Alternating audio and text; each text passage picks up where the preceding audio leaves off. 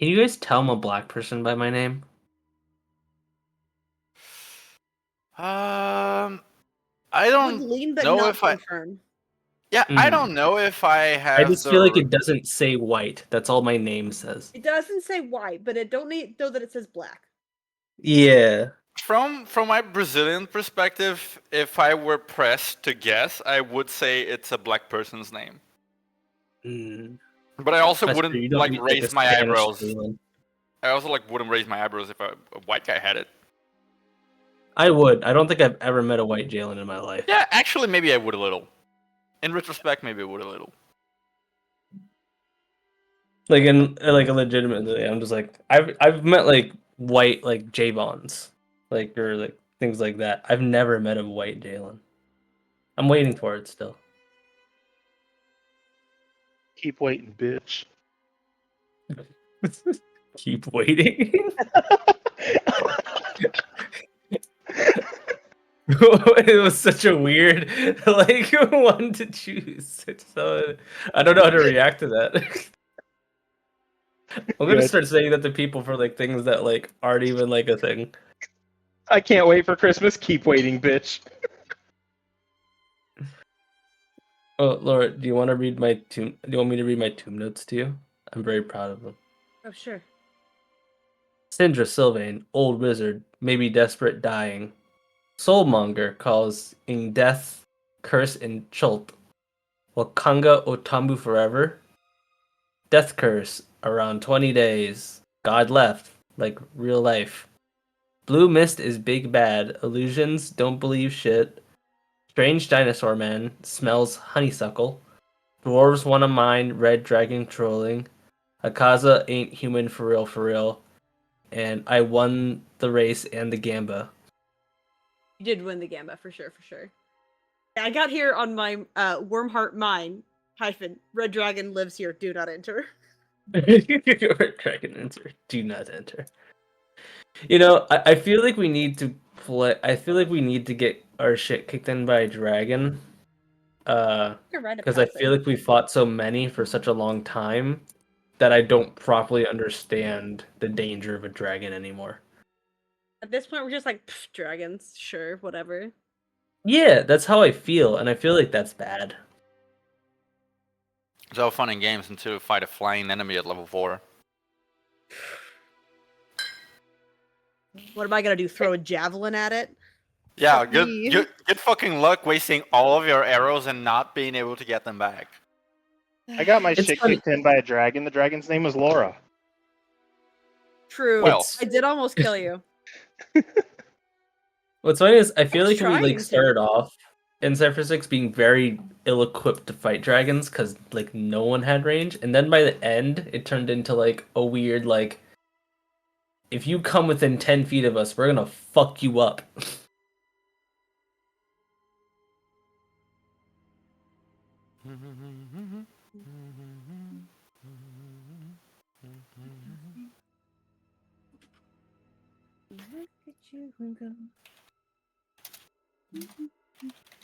I wonder if I could use headphones while I use this mic. I don't think I could.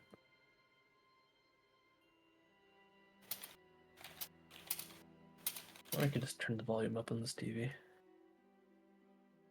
Make everyone absurdly loud.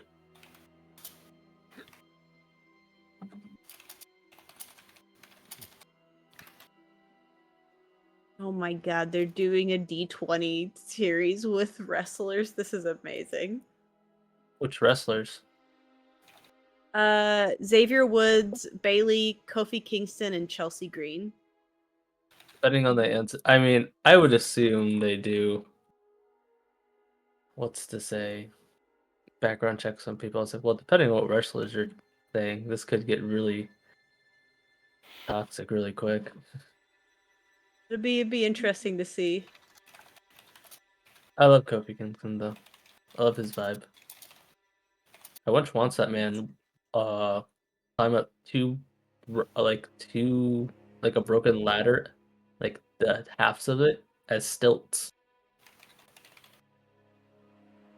And he climbed up 20 feet to grab a belt. Did my boy Big E wrong though. I'm sorry, what? They did my boy Big E wrong though. That is true. Are you into Wrestling Idol? Partially. I haven't really watched in the past couple years. I feel like whenever I'm watching now, it's like a lot of things in my life, or like I'm too busy, and so like if I'm just like I need one person to consolidate the storyline, and I'll watch that video That's instead of exactly- watching. I have two friends that I just talk and text, and like they give me the entire rundown. Good for the pay-per-views. That sounds about right. I'm actually that sounds really exciting having wrestlers do that. I hope they get into it.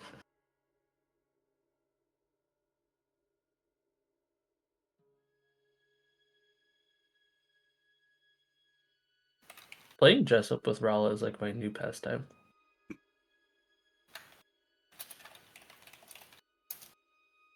Let's put this girl in cute clothes.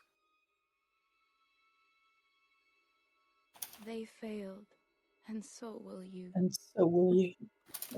And so will we. Today, Honestly, whenever I hear that, I just think like I'm just like Laura could do this voice. That's They flailed. I flailed.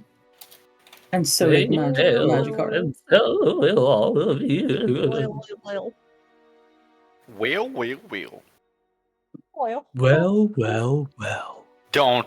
Oh my god, I remember the fucking. Well. Well. well.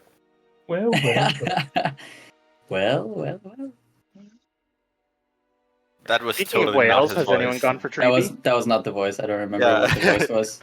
You Oh. definitely don't remember. I wouldn't remember it either. Was it? Was Well. was it No, higher? it wasn't like that. It wasn't like that. It was higher. It was like well. Like it was higher, but it wasn't like super full on cartoony. It Yeah. was more like well. Merlin, like from Well. from that Well, fucking King well, Arthur well. Disney cartoon. Yes. Sword in the Movie I Stone. watched 25 years Yeah, ago. the Sword in the Stone. Yeah, it was kind of like Merlin from that, a little bit. Super underrated movie. I have a very specific well in my head typically, Well. and it's the live action Maleficent. If you ever saw the trailer, and it was Angelina Jolie, and she was like walking up to the king because Oh, I think yeah. wasn't invited, and she was like, well. I love Yeah. Angelina in that. Oh, that was great. What a good movie. Isn't I can't remember what she said after that. I just remember like her stopping the room and walking in. Well. Let's see if I can open my sheet. I can. It's over. It's over for you bitches. I can open. Yep. I should I should can actually open my sheet. check if I Oh, can wow. open my sheet. I can. Continuing not to have these issues. Easy life not being a spellcaster. Yeah. Oh, I'm half caster. I don't even see the image when this pops up. Actually, maybe it's not. Image? Yeah, for the cut-in. Maybe my... Yeah, this one's broken. I have... What do you call them down there? Hotkey, hotbar, button. What? What? On the hotbar, I pulled the cut-in. You got a hot into butt? that. Yep, You got On the that hot bar. hot ass. that hot ass. That's what on you the hot- call after Taco Bell. Oh, yeah. Taco Bell burns twice, honey. Oh yeah. Honey, on the way in and on the way out, honey. Honey, oh honey. Honey. That should be burning We gotta twice, stop. honey. Nico, we've gotta stop. Nico, we've gotta stop. We've gotta stop. The fuck is going on? I often think to The myself, singular brain cell started to bounce back and forth at supersonic Bruh. speeds there for a moment. It was about to like break the sound barrier. I often think to myself sometimes I should write down the things that you and Nico say to me, and like a tier list of like this is the worst thing that Nico or Laura has said in my presence. The list is endless. Restraint. I used to do this for my old friend I'd had like a tier list of like worst things that Jeff has said aloud. I don't think even one wanna of my know. highlights has been describing, I don't even remember what it was, but the big black, far too Big long a black braid. sword. The Just- big fucking black. Yeah, Pause. just paused way too long. So just long. pause. And we were Yeah. all so quiet for I it, know, too. That everybody was the like, worst please part. continue. I like Please finish. I wanted to be that. known that we did try. I know, I felt it, and you know what? That your Oh, you were silence made me feeling it? more self-conscious, and I couldn't continue. I was like, "Fuck, what's the word?" God damn. Right, Oh, fellas. God. I still I think Jeff it's has the one that's wee. Ho, ho, ho, wee, Yeah. wee, fuck Wee, me, wee, Oh, yes. yeah. No, ho, wee, wee, baguette, baguette, fuck me in the ass. Yes, That was a that, pretty good one. That lives was the rent-free. baguette. That was the baguette, yeah. That It one was a lives good- rent free in my head. Jeff has Uh, one that's like Baguette. really bad. Yeah. I don't even like repeating it. Sorry, before you go, let me press one button. Because I like this one. Which one is it? you Oh, have this my one. permission to press a single button before we begin. But it's so quiet. What? Yeah, That 'cause I is asked, very do, quiet. yeah, I asked, do fish have boobs? And Laura went, what? Like, I it's still quieter don't than a know the cricket. answer.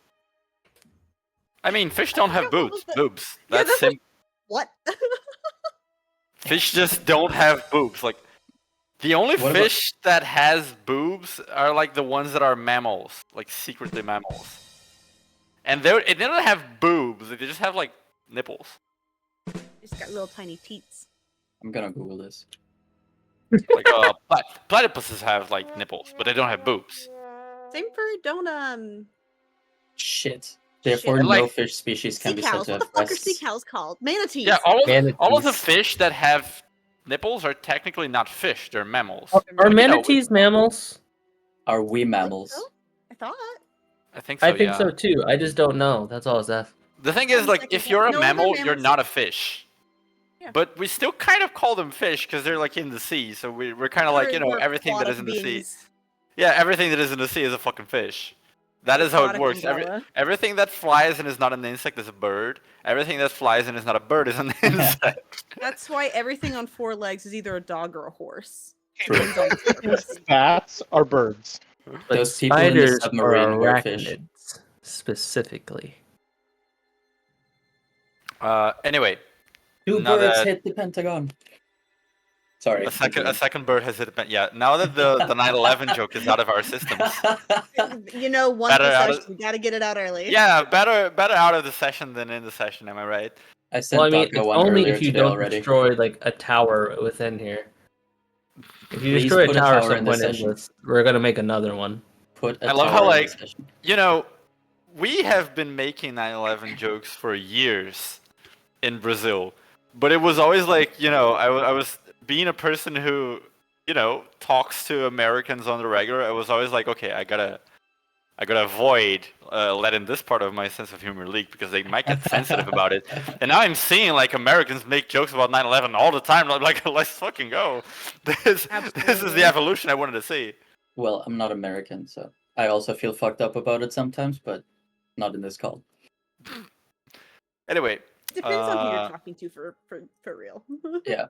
If you lost Yeah, somebody well, at to make- 9/11, At I'll least make you a are joke American twice. now. How close were you to New York when 9/11 happened? Were you Yeah. in the vicinity? Then it's probably not very funny. How many people did you lose there? Nope. 2? Sorry. a second person has been lost. Ooh, Anyway, let's begin, lost in y'all. the towers. All right, let Last- Daka begin. He's tried like 3 times. Yeah, Mhm. I'm trying. Last time on Dragon Ball Z, I have to watch it. you guys, you do, yes. You guys ventured to investigate the graveyard. There was a little bit of an encounter with a ghost. I honestly can't even remember if that was last session or the other session, but I think it was last session. There was a bit of an encounter, an unexpected encounter with a spooky ghost that was around the back of the orphanage. It resulted in some spooky vibes, but not too much in terms of information, since the ghosts eventually absconded to beyond the wall. A little bit more reconnaissance was done by Noah using his bird familiars, as well as Mizell going invisible and flying overhead, where you guys got a glimpse of what kind of activities have been going on in the graveyard at night, though no visuals on the inside of the mausoleum yet. As well as a little bit of scouting into one of the crypts.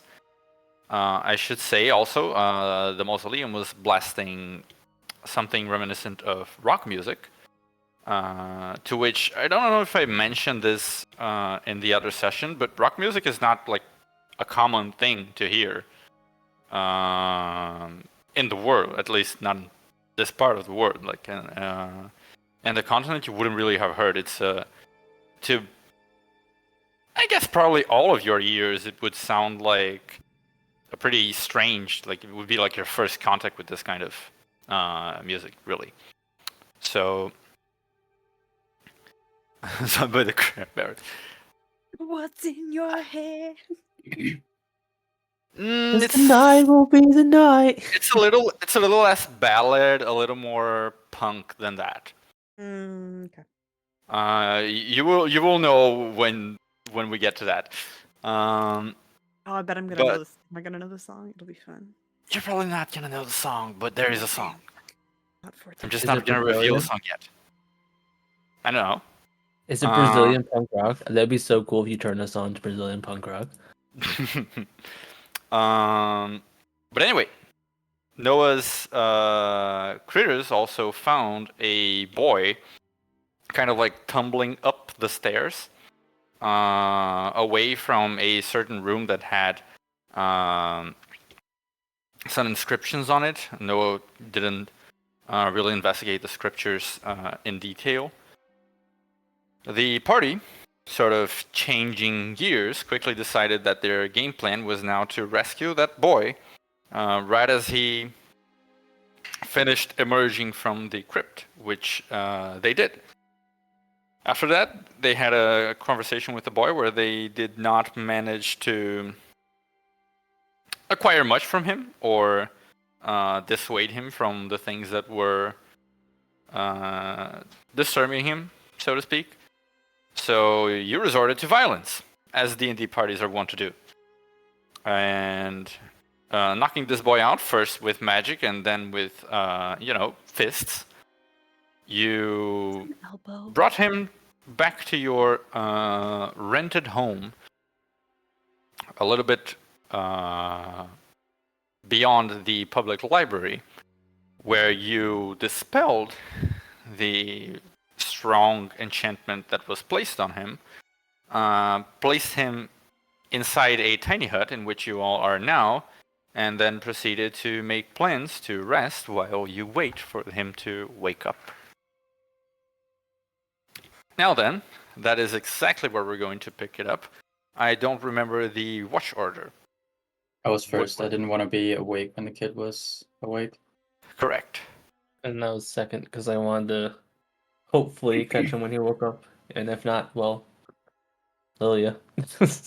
Yep. I think my plan was to be the one after Aluna.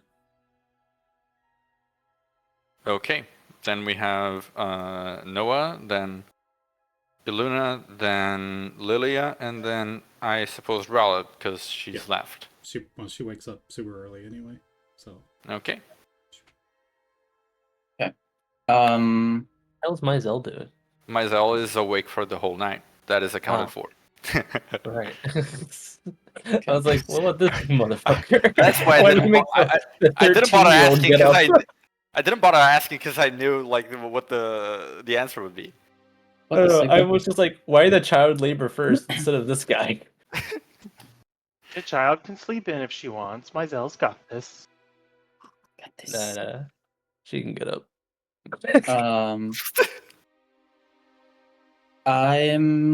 We're in the living room. It looks like it's empty.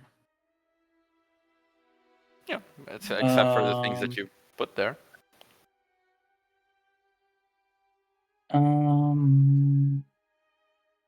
I'm going to help myself with a flock of familiars. So I'm going to cast a flock of familiars here, and this time, what did I send? I sent bats last time. Do we have rats in this town? Like, All famously, towns have rats. right? But like, some towns you see them more than others. You're making what? Sorry, I didn't hear the word. Do we have rats in this town? Like, is it like a common thing to see a rat here? I think rats are just everywhere, aren't they? Like, Right, but like, fair. But for example, New York, you see them when you wake up and have breakfast. In Florida, I don't see them ever, but I know they're here. Type shit. You know what I mean?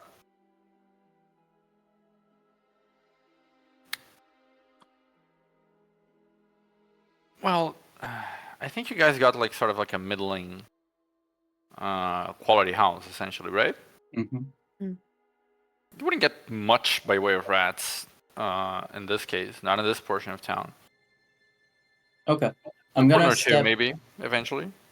I can't leave the hut that I've summoned, but I'm going to send out 3, and I know nobody has done this before, but I'm going to reach out with the left hand, and you'll see some snow kind of be sucked in through crevices beneath the door, or through the window, or through the walls, wherever it may be, and enough snow pulls in for me to craft 3 familiars, each of them with a little body in their center and 8 limbs extending from their sides as I summon 3 spiders onto my hand. And I'll say, you 3, position yourselves anywhere on the walls outside of the house. Keep an eye out while I'm awake. And I'll send all 3 out. It'll take probably a couple seconds, minutes for them to get in position. And then I'm gonna be sitting in the living room. And I want to talk to my Zell, but the spiders are gonna keep an eye out. Mm-hmm. Can you summon more than 3 at once?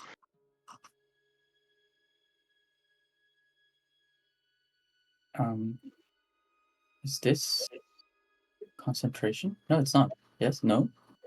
No, it's not. What It's the not heck's it? concentration, but also you can't just like cast it indefinitely. The rule of sort of like a common rule for spells is that you can, if you cast like the same spell, like the first casting ends, even if it's not Yeah. concentration, like you can't long strider like everyone.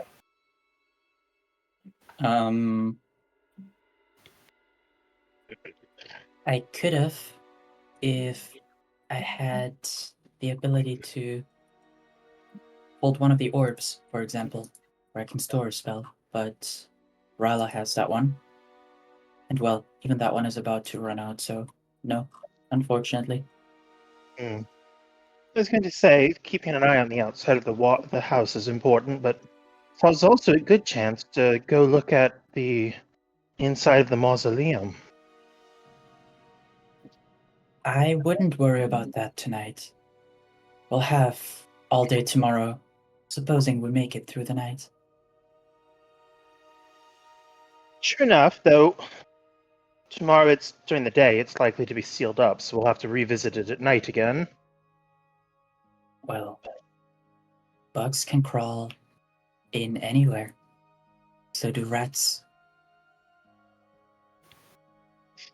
Assuming there's a crack to make it through, an enemy this powerful might not be so careless. There will be cracks. Someone can make one if needed.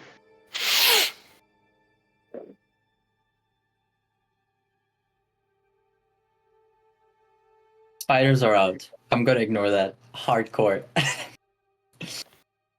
I thank you for the service. Yeah. I don't remember spider stats. Hang on. What do you wish from that? Still I have a perception. plus. I have a +2 to stealth. I think perception is just 0. Perception is indeed. They have +4 to stealth now. Sheesh. Oh yeah, they have like 2 dexterity and then Yeah. proficiency. Yeah. So +0 perception. Yeah. Okay, that's fair. Whatever. I'm gonna just roll 3d20.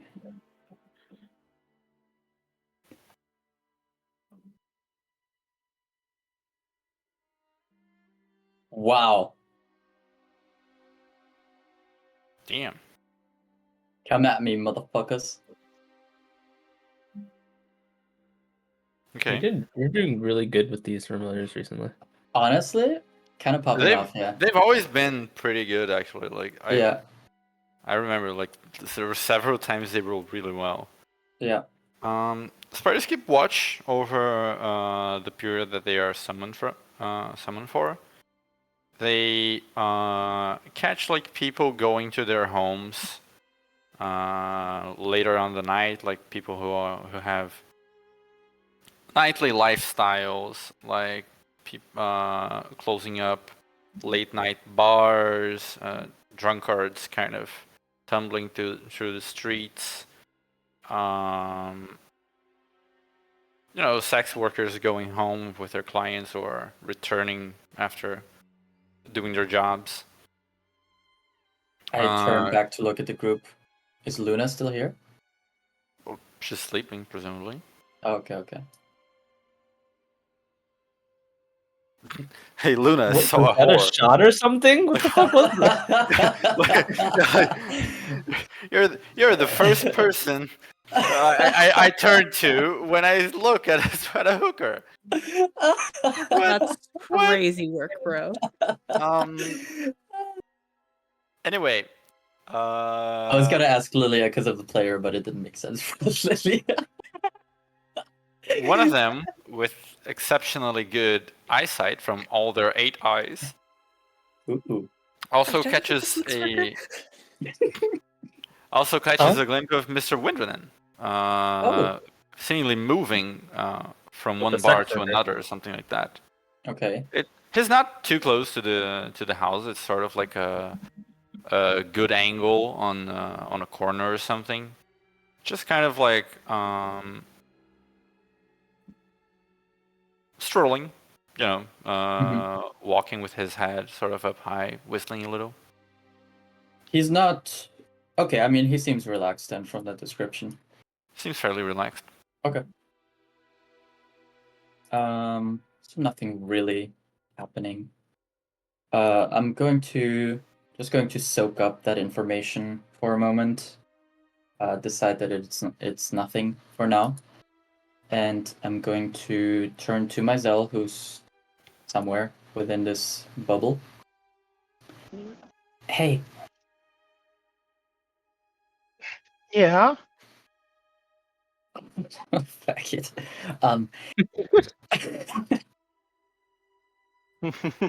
I've been meaning to ask you something. What's up? That gauntlet of yours. You have made a deal with something or someone, right? A few deals. How exactly does that work?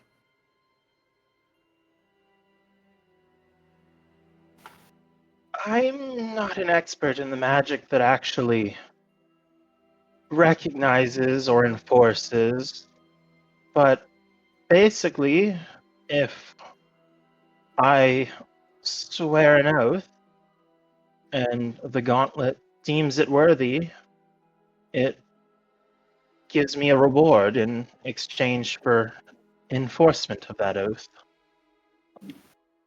So, was the gauntlet always yours and just became special? Or was the gauntlet given to you?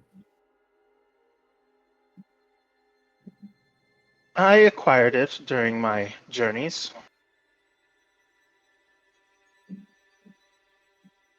I tilt my head. That doesn't really answer the question. Well, no, it wasn't always mine. But was it always special? It has been for as long as I've had it. I don't know about before I had it. Hmm. Do you mind if I take a look at it? Can my Zell even take it off? No. Not like that. Yeah, okay. It was just double checking. I can't take it off, but you can look at it, certainly. Okay, I'll hold you to it. I'll have to do it tomorrow, though. My eyes are honestly pretty exhausted. We've done a lot of looking around today.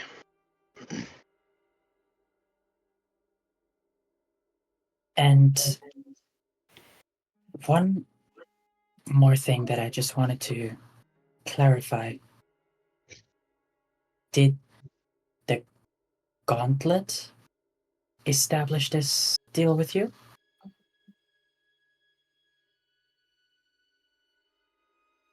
What do you mean?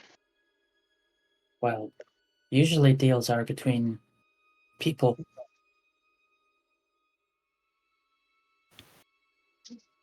All of my oaths are tied or recognized and enforced by the Gauntlet. I did not make any oaths to a person. All right.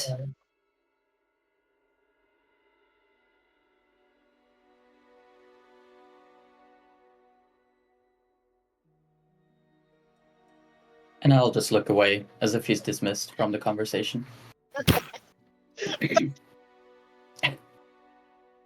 Bye, Felicia. Bye, Felicia. For the rest of the watch, I'm just going to ruminate on those thoughts. I'm a little confused about the details, but I hope to gain a little bit more information in the morning.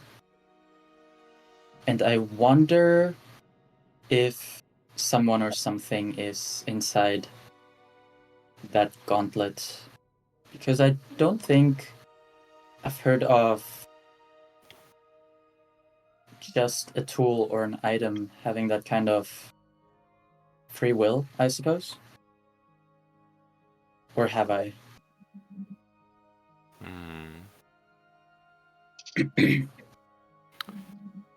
An item.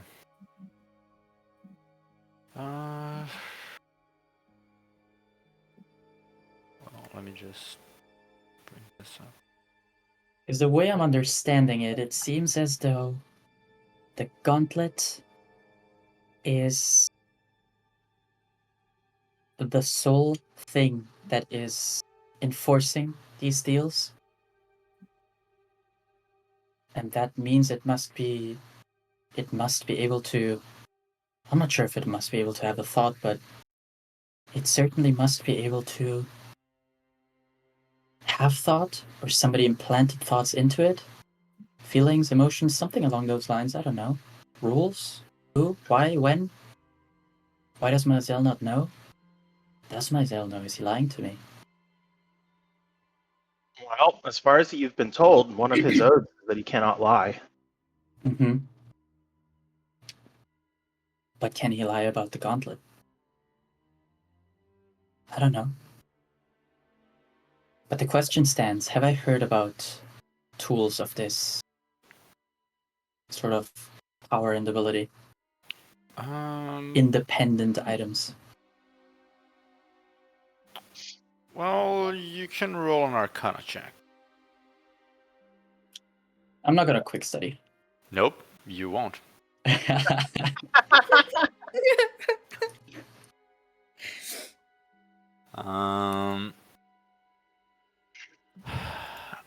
Um, 26.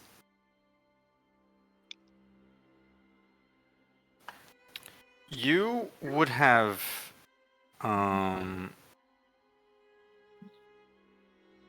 some lingering memories from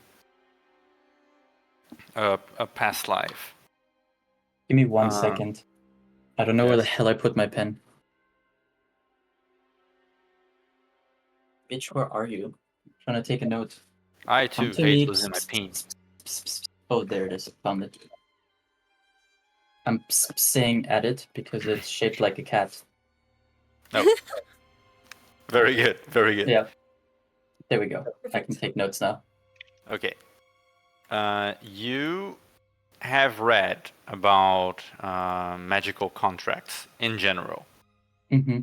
They are usually established between. They can be established between any two people. Usually, just requires that one of them is sufficiently powerful and knowledgeable to actually invoke the sort of like the power that binds contracts, which is sort of like independent.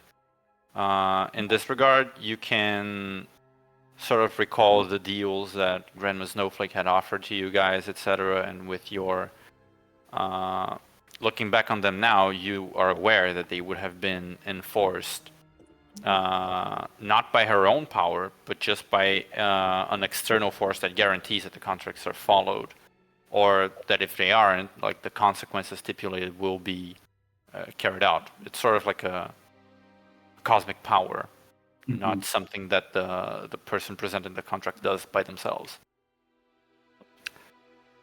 In that respect, you surmise that Maizel possibly has the power to invoke that that power by itself. Autonomously. Impossibly? Can't possibly. What? I didn't hear. Was it can't possibly or possibly? Can. Like, Can. it's possible that It's possible. what Maizel's Gauntlet is doing is invoking this this power and creating sort of like contracts. Though you're not sure if it's between Maizel and the Gauntlet, or Maizel and the Gauntlet's creator, or even Maizel and Maizel himself. It's kind of like a gray area for you, sort of like. Okay. The possibilities that you stipulated are possible, but it wouldn't be very feasible for you to deduce it based on the information that you have on hand. You haven't heard of any item that just does that without just linking it to someone else. Though you have heard of items that might be able to link someone to another being and sort of mediate some sort of deal between them, such as a blade that serves as a connection between someone and an entity that gives them power, that kind of thing. Right. And I'll think about that for a while, because I'm thinking about the hag also and how she asked me for a name, which I then found out has certain powers. Giving a name up of that nature would have been catastrophic, probably. And I also wonder about it because of myself and how I was created. Perhaps there still is some sort of lingering bond, since I, in a way, feel, although my powers are mine, they were kind of given to me. And I'm wondering now, since we are going to my creator, if we have to fight him and take him out, will that affect me? Those are thoughts for later that I'm not sharing with the class quite yet. But that's it for my watch, unless somebody comes knocking. Maizel would have asked, what makes you curious about the gauntlet? Nothing. Smoothie? No, I'm not saying nothing. A few things, honestly. You know how well, I don't remember. Gosh, I don't remember if Maizel was there when the hag asked me for a name. Were you present at that moment? I don't remember. Or was that Maizel was there, but she asked each of us like individually in our heads. Right. Okay. So I don't remember if Noah told the others what she offered. I don't remember either, but let's pretend I didn't. Okay. When we visited the hag, she asked me for, I guess, my original name. And thinking about it now, sharing that with her would have been pretty bad, considering what we know now about who made me, and my name, or original name, doesn't really feel like it's mine, if that makes sense. So the one bound would have probably been my creator. And from everything I've remembered thus far, my creator was, or is, really, really powerful. And I think I've mentioned this ever so often, but when danger is near me, I have this sense that I have to get out of danger as soon as possible. So there is almost like a voice or a lingering feeling within me. I don't know, the thoughts are still pretty convoluted, but it's been making me think a little bit more about how free I really am.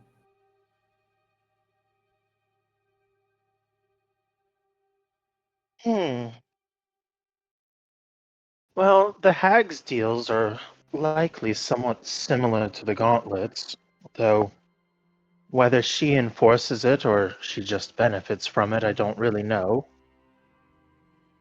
But giving up your name would probably depend on whether you have the authority over that name or not.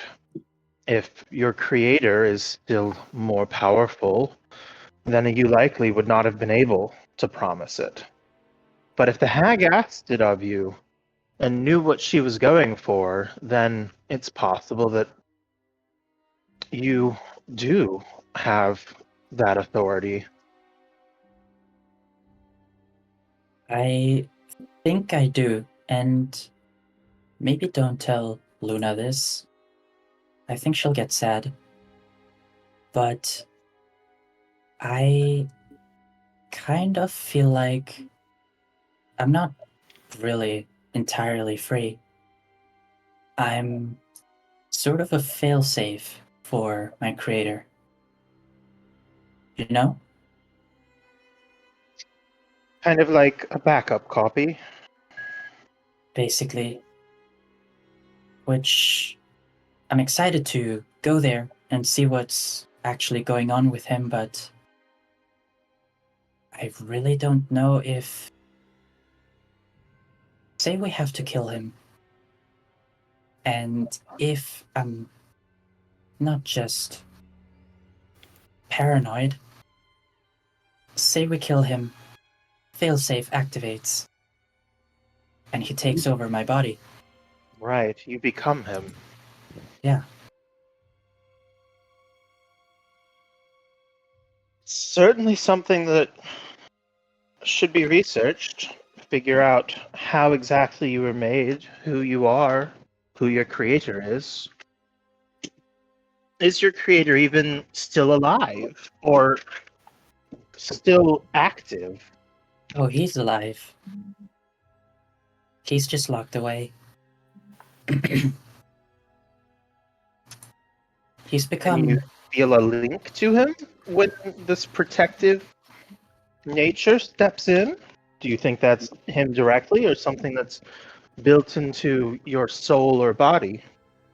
I think it's somewhat built into myself. But since I've had those memories come back to me, I feel as though that bond has become a little bit stronger, if that makes sense. Mm-hmm. I can feel the pull, especially when I draw on magic that I've simply always known. There's things I've learned during my time here now, during my time with you. But there's also a lot of things, spells, magic, and abilities that I couldn't tell you really where they came from. They've just been there. And when the need arises, they just come out very naturally. Like that blizzard you almost took me out with that first night in Bristol when we found the vampire. That's a failsafe within a failsafe, if that makes sense. I'm pretty sure I can cast that magic at any point. But if things are not looking good for me, it almost feels as if it just happens. Because I have this impression like I cannot be destroyed. Not that it's impossible to, but I should not be. And it must be avoided at all costs.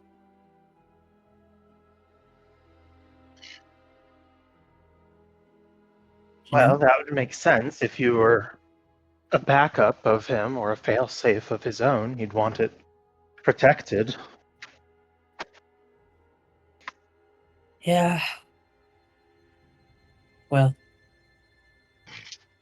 not much point really in thinking about it too much. Right now, at least. My eyes are exhausted, so I can't really take a better look at your gauntlet. But just keep it to yourself if you don't mind. Of course. Rest up those eyes. We'll need them.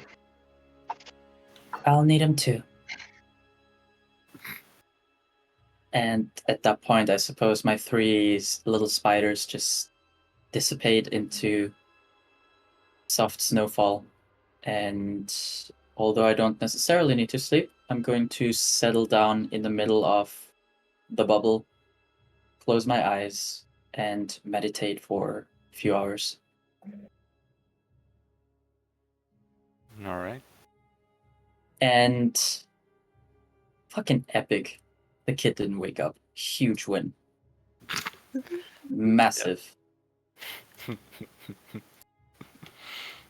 would have been really funny. He just woke up.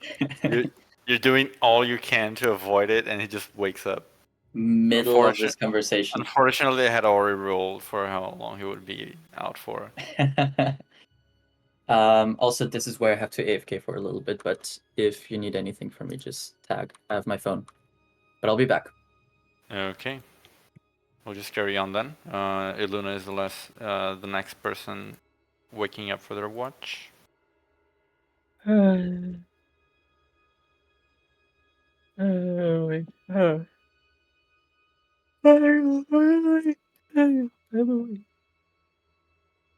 was a genuine dog.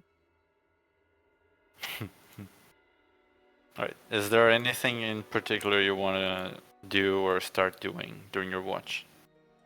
I'll just make some more drops of Shandora's Kiss. Okay. You take out your alchemy supplies and begin working on your stuff. Yeet. Over the course of your watch, okay, so above table, the kid is gonna wake up, because that's when it's scheduled to happen, 3 hours after he got knocked out.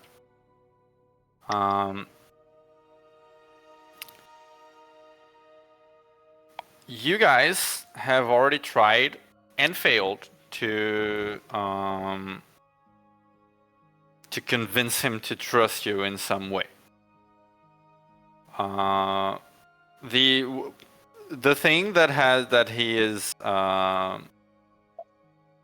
sort of like scared about rolled an intimidation check, and you guys failed to beat that with whatever you rolled last session. On top of that, you have forcefully brought him to a place that he doesn't know. Which, you know, I know you have your reasons for, but it's not the best thing for a person. But anyway, what I'm getting at is... I woke up in a nice bed in comparison to the hole I crawled out of. So scary. I mean, it's still like an unfamiliar, like, you knocked him out! It's not a... Nobody likes being knocked out! Anyway. That's the one that's don't been kink knocked out. shame You here. don't really remember it, actually. What I'm saying is, you have gotten attempts at passing this test and failed twice now. The next time is going to be the last. Like, I'm saying this so you consider how you're going to interact with him.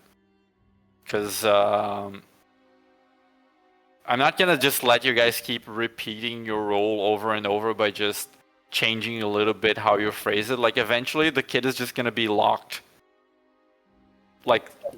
out of trusting you guys permanently unless you use like magical or other means, like something actually drastic and significant. I'm just putting this out there before you begin interacting with him so you, like, you know, measure your approach better. But going back to the game, over the course of your watch, so both Myzel and Luna, who are the people that are awake for this notice, the kid begins to rustle, like in contrast to the more inert state he was in before. It begins to rustle and do like... I'll cast Enhance ability as I see him start to stir Okay. for charisma checks. Alright. He growls a little bit more, like if you don't recall, he's a bear lagoose, so he looks very much like he's super like furry and all. It doesn't have a snout per se, but it still has sort of those you know, like snout-like faces that aren't like long, they're just like in the shape of a snout. Mm. And he kind of like sits up with a startle, like, what's... Likely gave him a blanket and a pillow. Yeah. Kind of like looks to the sides, like, what happened? Ow.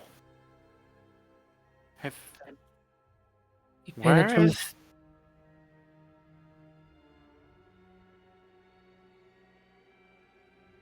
Well, the shock was getting to you.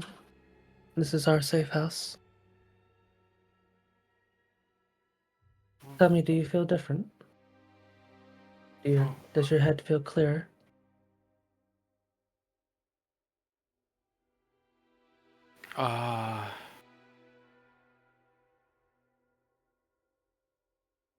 He kind of like stops, like looks to the sides, like,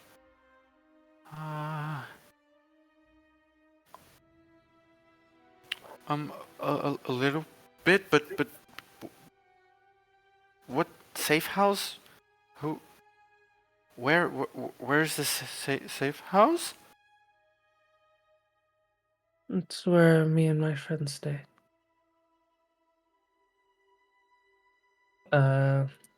What's his name again? Marc. Marc. Yeah.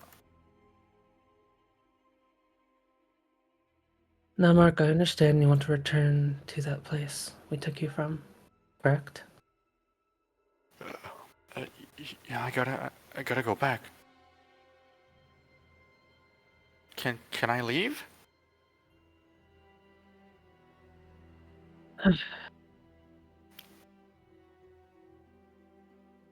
No, Marc, I'll be honest with you. I'd rather not let you go back. Not just for yourself, but for others, and because we could use some of your help. I'd like to stop you, but I don't want to hurt you to stop you from going there. So, I want you to talk with me about where you were and who put you there if you can.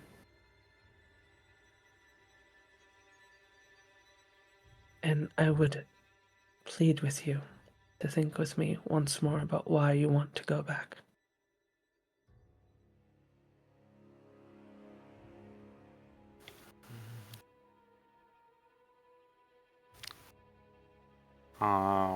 Roll a persuasion check.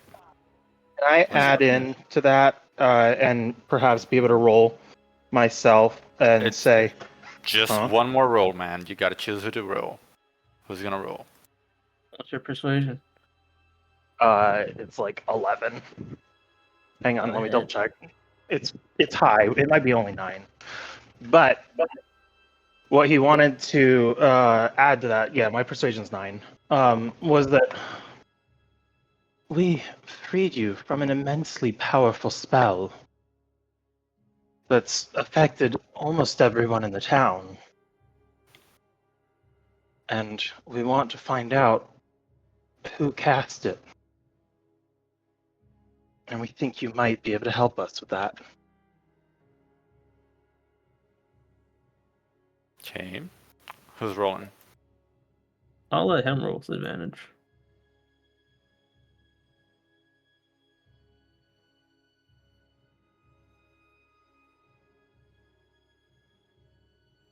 So the total is 24. Mm-hmm.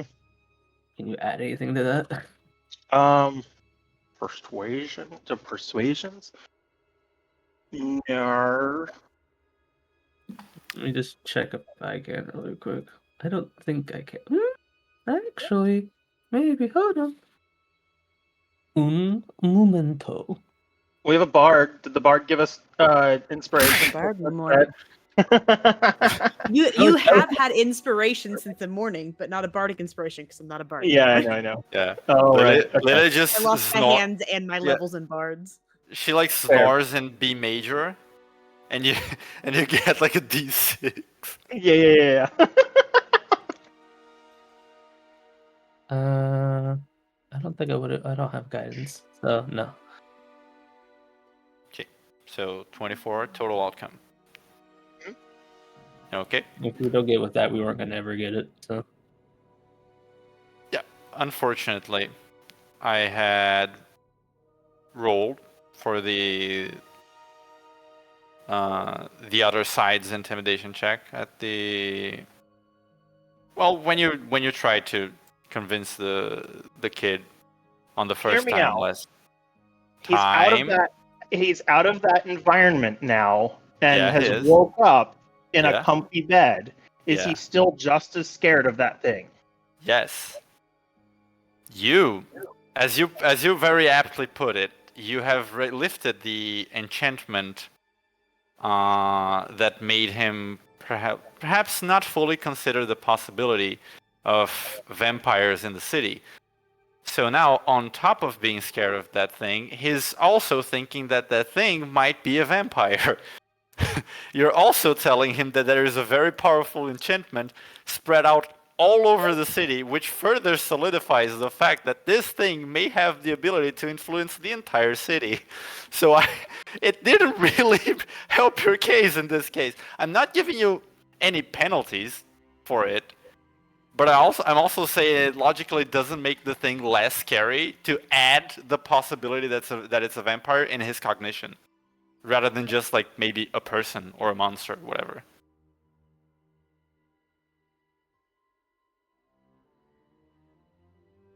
But anyway, the check that you initially had to beat was 27. Jesus. Yes, pretty high roll.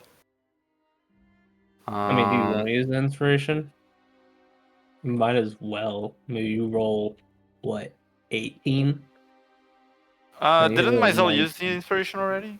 Pretty sure Yeah, he did. I do. I mean, technically, I could try one more time with my sorcerer feat. Well, you can re-roll it if you. One more d20. How did I rule that again? Actually, I think that was if you roll below a 10, Yeah, and you want to redo it because it was a substitute like for. for the I if get. you fail Yeah, thing. the essence of the feature is sort of like if you fail, you get a chance to try again. Hear me out. In my advantage roll, that one of those was a 5.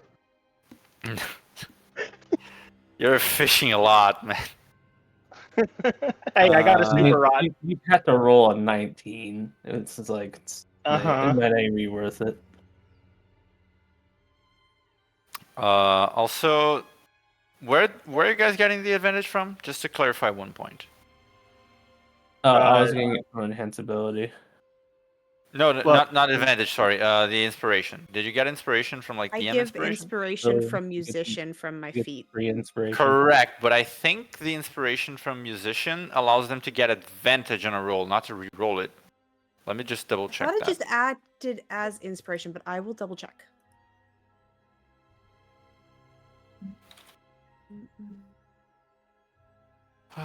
Heroic inspiration. Yeah, but what is heroic inspiration? Let's check. Dungeon Master.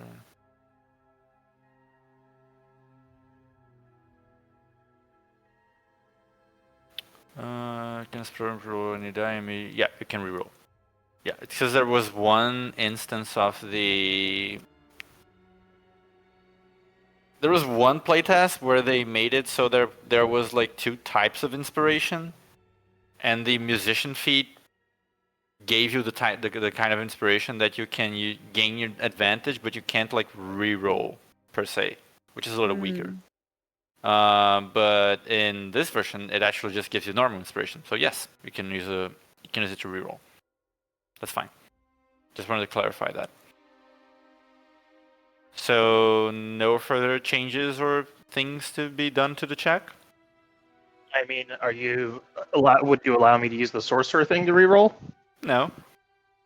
Can Aluna use her inspiration to roll one for herself?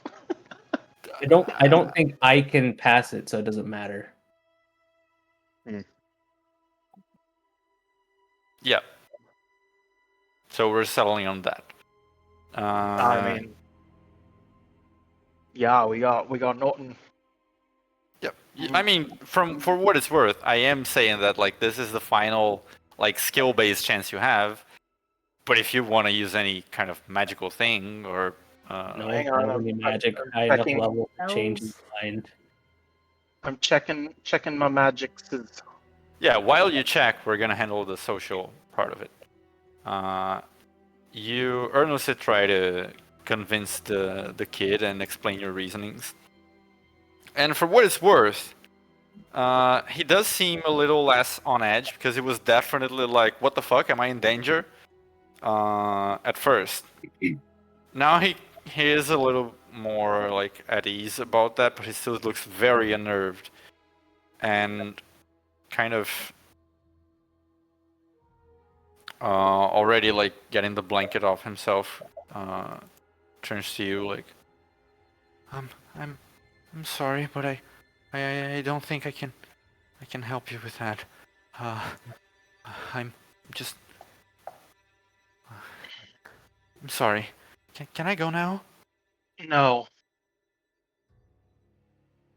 We can't let you go back to them. We want to help you. We want to help the entire town.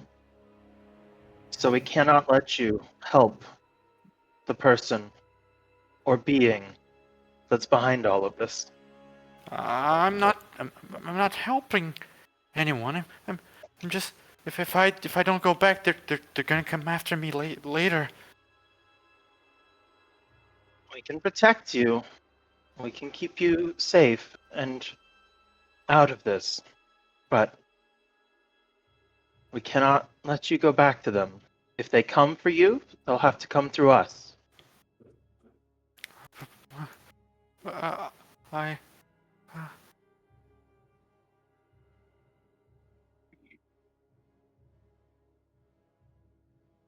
seems very distressed.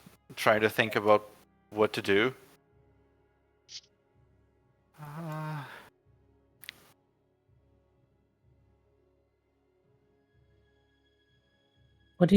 What's going to happen if you go back? I mean, probably.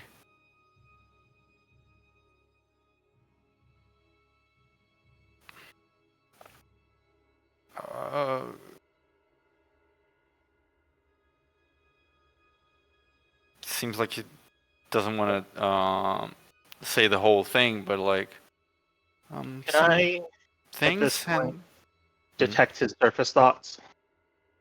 yeah, sure.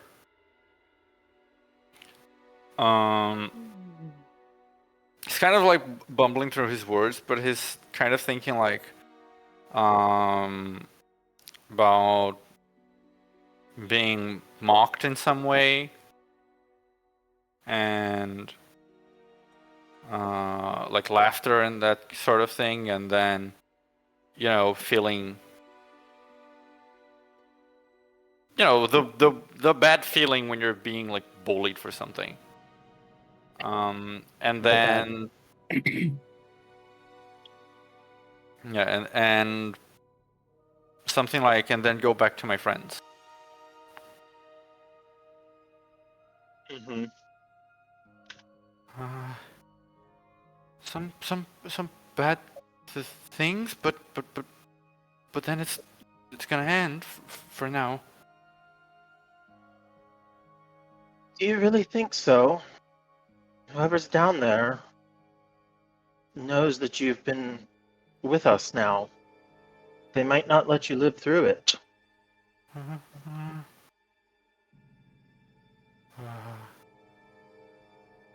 Why were you trying to escape if you want to go back so badly? I shouldn't talk more about it. Does he get any kind of image in his head as Aluna asks that question? The surface thought about it when she asked the question is there.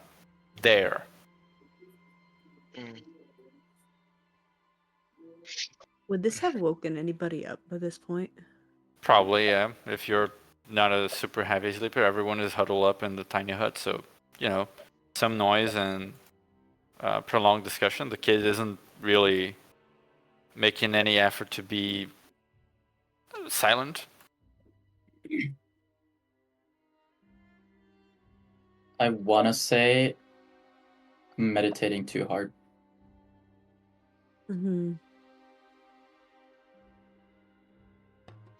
So you're ignoring it. Nope. Okay. Precise. Guess, Alright, Discord, guess that you're was awake fine. now. That was fine, Discord. Um, I Who was dared just you thinking go of down there? what did you ask? Who dared you to go down there? His thoughts are beginning to get a little jumbled. Like, he hears the question, but you can kind of like catch his mind going like, can I get out of here? Can I? They, 5 of them, one of me. Can I sneak out? No. You ask that, and he just thinks sort of like the woman, but it's in the middle of a lot of other thoughts, kind of like, am I gonna get stuck here? What do I do? Like, what?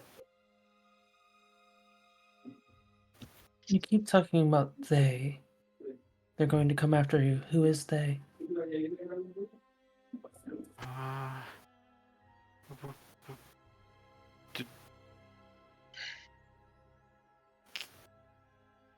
Do you have rope? Do I have? Yes, I have rope. Yeah. If you're gonna keep me here, I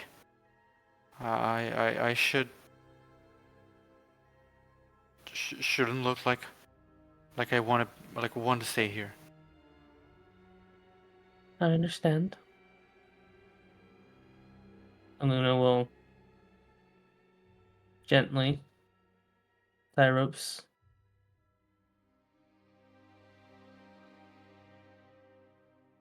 You're being held underneath your will.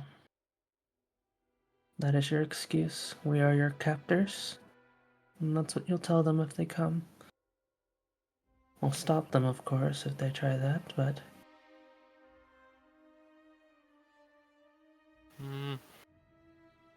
Oh, okay.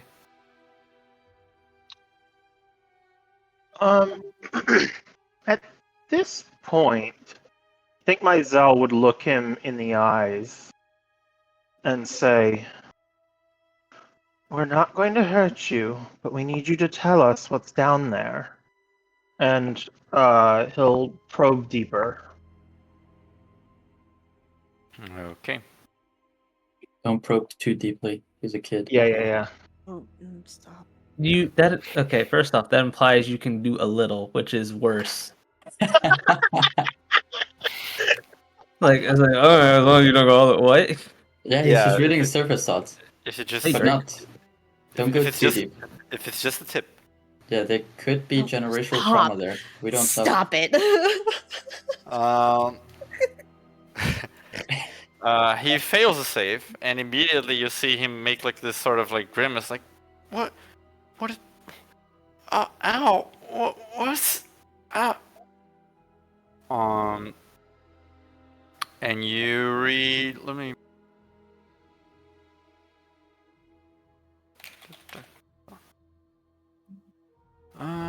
Try to probe deeper to attack him with the same save with certain targets, reasoning, emotions, and something that looms large in its mind. Okay.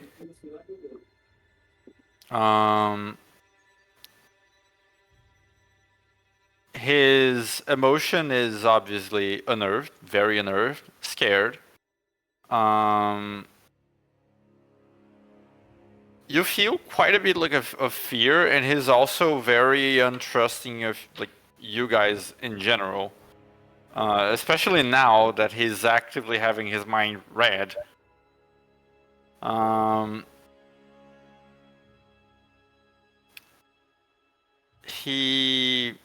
His reasoning. He doesn't want to snitch like on anything to you guys because he is very scared that someone will retaliate against him later. And he is absolutely not in any way convinced that you guys can protect him or defeat whatever it is that is going on in the graveyard. So because of that, he just doesn't think he should tell you guys anything, even if you are like he doesn't doubt that you guys intend on doing what you think you do, what you think you're saying you do. He just doesn't believe that you will be able to carry out what you're saying. And something that looms large in his mind is a deep fear of a woman that showed up in the... Not showed up, that he met in the city. And that has been tormenting him and his friends and some other people for a while. That is the largest thing looming on his mind. Do I get a picture of this woman? No, it's going to be vague and silhouetted because they're magical. True. It's you get like a vague, hazy sort of like visual, like the classic no head, just like a vague woman's body shape. So no head. Wearing like black clothes in the night, and it seems from the small visual you can sort of see the kid seems to be like not kneeling, but definitely like crouching down, and this woman is looking down on him.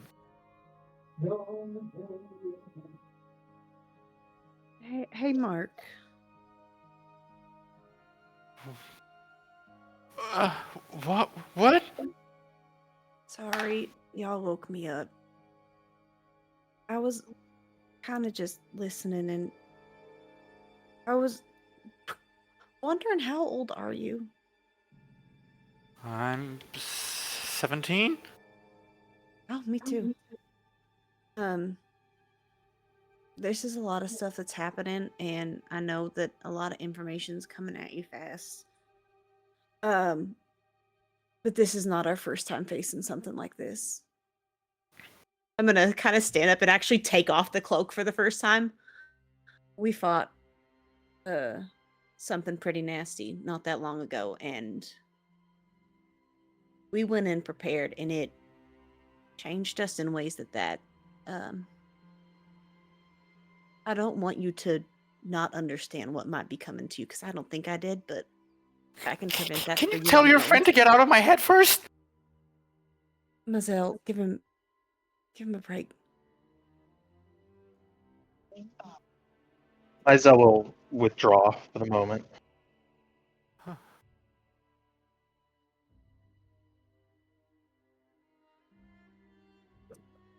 You've been put in a terrible, awful situation right now, and there's not an easy way out from this point on.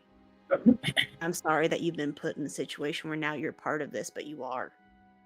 And you've got to decide if this is something that you're going to go in, and you're going to know the danger, that it's something you're ready to die for, and you don't have something else you'd rather live for. That's a decision you've got to make right now. And I hope you make the right one.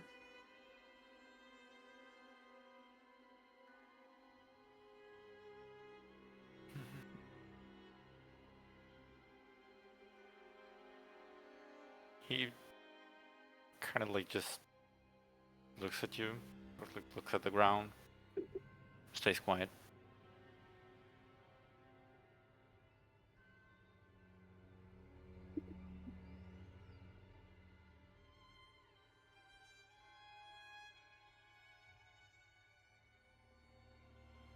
Is what is going on for you in the graveyard worth going in there and dying for?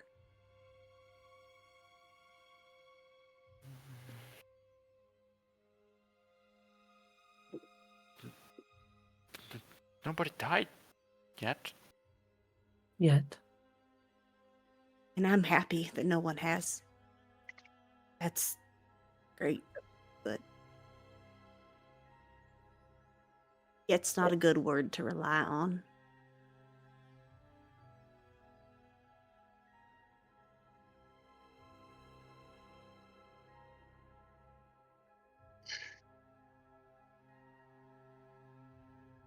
Just looks down, stays silent.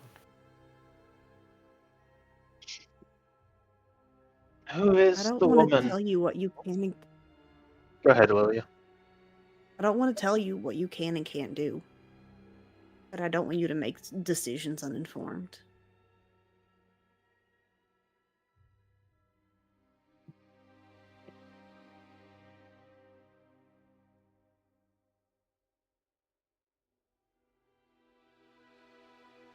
Are your friends still back at the graveyard? The others who the woman is messing with?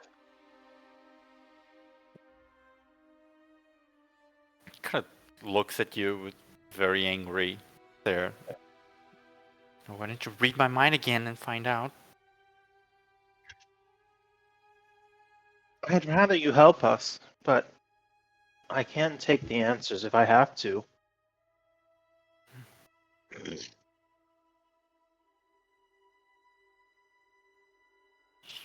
Kind of like retreats, presuming that he has been tied up as he requested.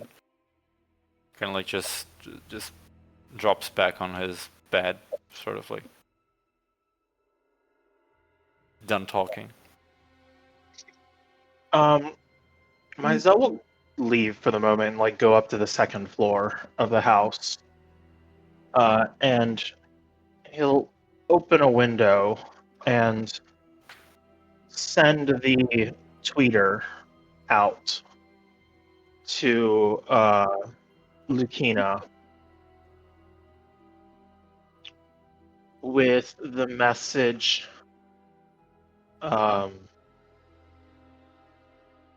They've taken over the graveyard. While investigating, we found a boy who is scared and not wanting to tell us what's going on. Can you come or help us protect him?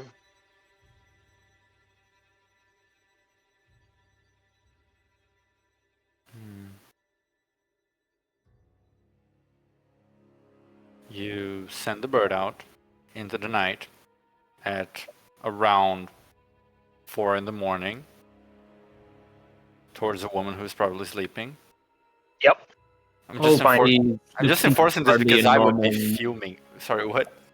Lucina is hardly a normal person. Oh, yeah, she isn't. I'm just like empathizing with her. Well, I'm not going to hold one of her citizens captive without her knowing about it. That is also very fair and prudent of you. Wise, even. Are you staying upstairs until the reply comes back? He'll leave for the moment because he knows the kid is mad at him. Yeah. So it's gonna take a little bit of time because Bird has to go to her house and then presumably wake her up, and then someone's coming back. So during this time, are the both of you just leaving the boy alone? I'm just gonna kind of give him a last. Can you agree to just wait until morning and sleep on it? Yes. All right. Also, sorry about the goose egg. It seemed the easiest way to get you back here.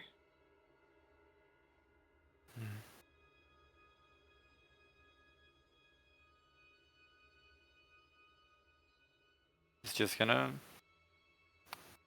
lie down on his bed. Like, not like in fetal position, but a little huddled up. Lily'll put her cloak back on and roll back up on the floor and get a little more sleep. I feel like upcasting the sleep spell should let you increase the duration of it, because now you can't. Now that it's not like an HP pool anymore, you just cannot upcast it. Yeah, and sleep is kind of like, the fact that it only lasts 1 minute is so stupid. Like, I cannot imagine a situation where you want to cast sleep and you only want to put the target to sleep for 1 minute. Like, it's useless in. Well, I mean, I guess it's less useless in combat now because they have to make an actual saving throw. Well, but they have to fail 2 saving throws to go unconscious for a minute. And in my opinion, it should just be useless in combat. Like, it should just not work if the creature is actively fighting, unless it's unless it's like making death saving throws or something like that. Like, right. At which point it has less than 10 hit points or something. That's basically like a tranquilizer dart, Mm-hmm. At which point, yeah, like having it be only a minute if it's not in combat is useless. Yeah, exactly. Like, it could be like 10 minutes or an hour even, and with the stipulation that like, oh, it doesn't affect creatures that are like in fighting or like are hostile. I mean, I'm Anyway. down to homebrew it if you wanna. Yeah, I'm gonna think about it. You eventually, like within the span of maybe like 10 to 15 minutes, since it is a bird flying instead of walking through the streets, the tweeter returns. It opens its beak near your ear, and you hear the words, "Understood. I will be on my way with support. Hold." Okay. In which case, Mizell will message down to Aluna and say, Lucina's on her way.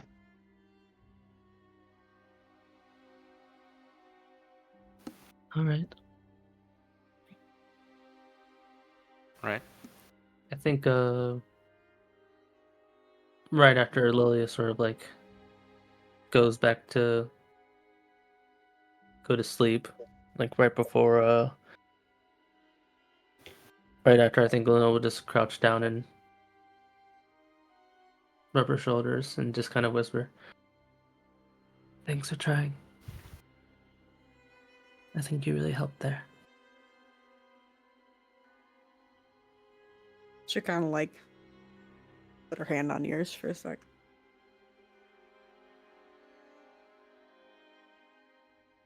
You can't see it, but I think you feel her smile.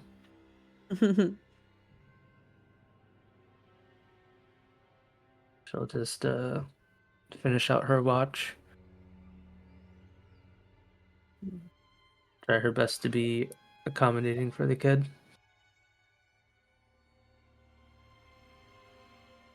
I think Mizell is going to, since they've got it on the inside, cast invisibility on himself and climb out of the window and watch from the top of the house for when Lucina arrives. Okay. A little bit of time passes, during which you continue to experience sort of like the dead of night in Greathelm. It's very, very cold out, like on top of the building.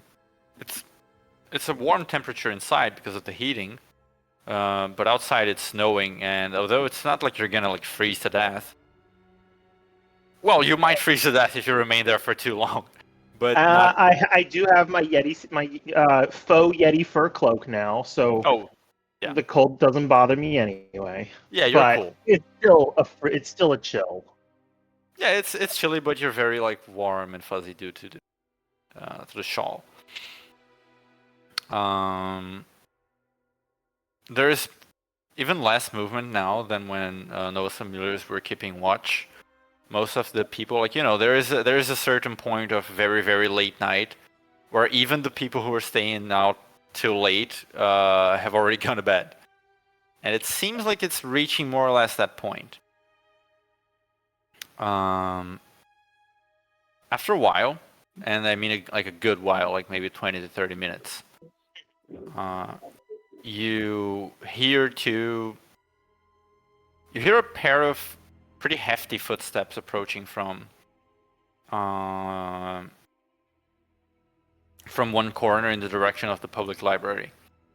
And though it is night out, you do see the sort of like armor-clad, cloaked figure of Lady Commander Windrun, not marching, but, you know, very determinedly walking through the street, and right beside her is the priestess from the Temple of Hestia, Sister Catherine, who's like a whole head like shorter than Lucina is, and has a far thinner frame, but is still sort of like keeping pace with her.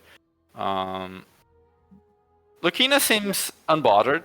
Sister Catherine has some bags under her eyes. Do I see anyone following them as they make their way towards our house? Make a perception check.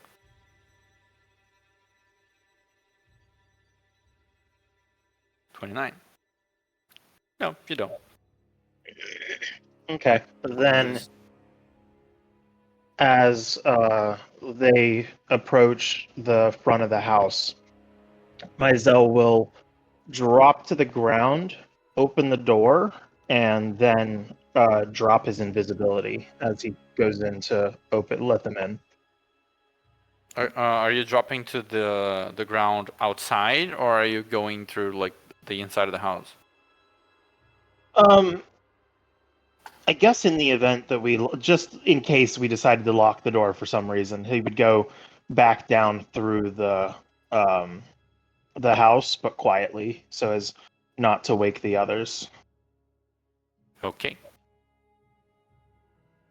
I I And would say he'll- that at this point it's almost coming close to the shift, like the shift change between Luna and Lilia. Not that it matters much, but it would be around that time, like 4 hours into the watch. Yeah, Maizel, I was kind of there probably changing over. Maizel will kind of poke his head in and whisper, I'm going to take Lucina and Catherine upstairs to discuss.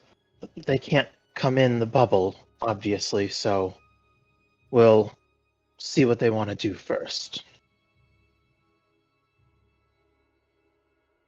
I think Aluna's just looking a little tired. And kind of Yeah, looks just at leave. Mark. I'll wake you if you need it. As Hmm. I'm strong, right? We're strong. Very much so.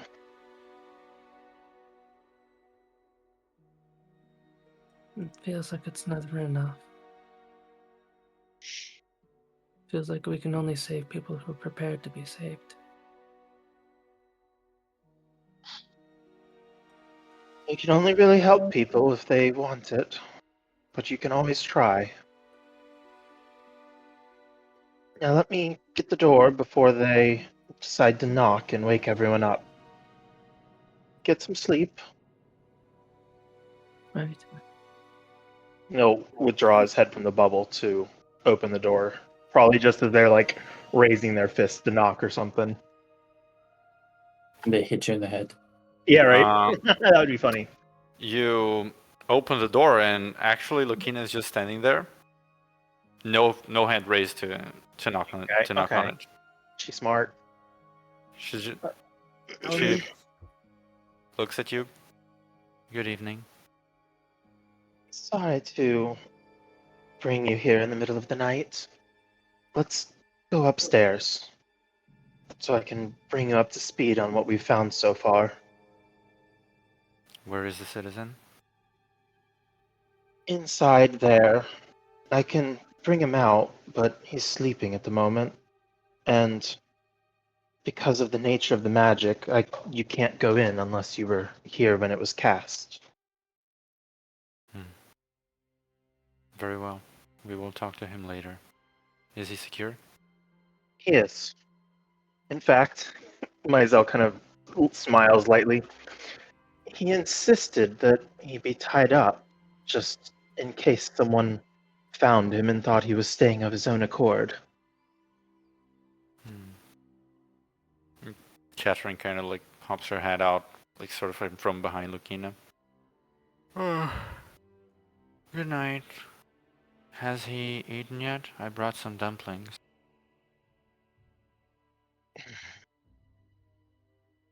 Presumably, well, not since we found him in the dead of the night, but I'm sure he'll enjoy those when he wakes. Okay. She kind of like grabs a little bag that she's got on her. Well, here there are dumplings and a bottle with some hot tea, and I also brought like a small fire crystal. I don't know if you have fire crystals here, but you can pump up the heating system and get him some warmth. He has a blanket and a mattress, but I'll go put these beside him and meet you upstairs. Okay. I guess I'll go with you, but have someone tell me if he wakes up. Of course. What's his name, by the way? Mark. Do you know of Mark. him? He's a Lagoose. Oh, teenager. Like Yes. a bear. Exactly. Yeah, he's been to the temple once, like 2 years ago. Maizel will quickly take the things into the bubble and set them beside Mark, who I'm assuming is asleep again at this point, right? Roll an insight check. Ooh, okay.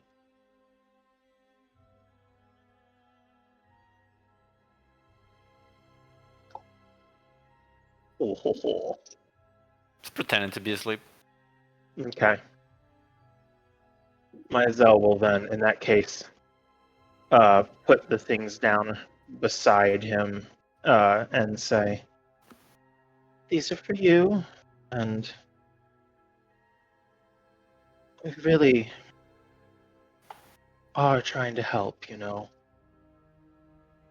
And then he'll pop upstairs and tell Catherine, "He's awake, though pretending to be asleep. Um, can I fill you in on the situation and then see if he wants to come out to speak with you? Mm, Or would you like to see him immediately?" well, she kind of like looks at Lucina, and who gives sort of like brief moment of thinking, like, it is better for us to have the whole information before thinking about what to do about him. And Catherine nods, and they both follow you upstairs. So, after the other night when you filled us in on the couple of leads you had, Just 1 second. Is anyone else following alongside? As I mentioned, it would be now like sort of like Lilia's watch starting now. But Iluna would be awake from her watch as well, if in case she wants to stay a little bit I think longer. I think Aluna will push after waking up Lilia. She'll like lean down like, Lilia, darling, it's time for your watch.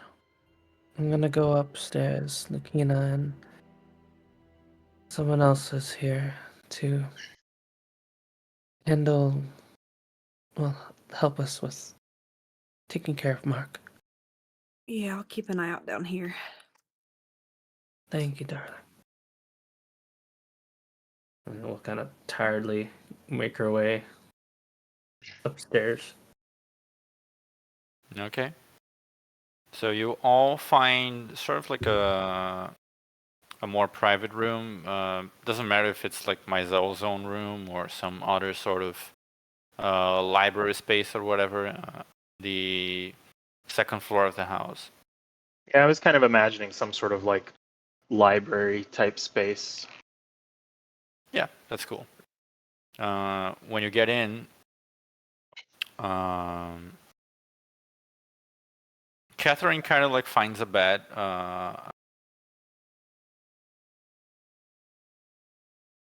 A chair, like a a resting chair of some sort.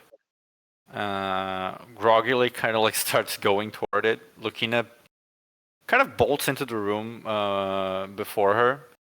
She immediately just like yanks the chair that Catherine was eyeing, like prepares for her to sit. Like Catherine just sits there, and she doesn't pass out, like fall asleep, but she stays there sort of like, I am still a little sleepy. On the chair Lucina or has- bed? On the chair. Like Mm. one of those like, cushion chairs, like reading chairs. Lucina doesn't sit down though. She just stays near some sort of like shelf or whatever. Waits for everyone to be in. Hang on, my internet died for a second, so the bot disconnected. But there we go.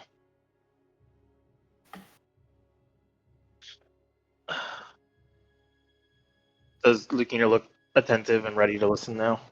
Yeah, she looks Okay. perfectly awake.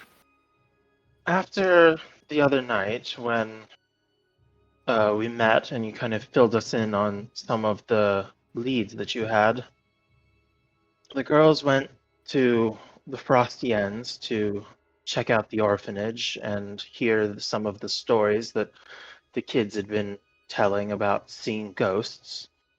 And, oh, Iluna, you're here. Iluna even saw one of the ghosts tonight.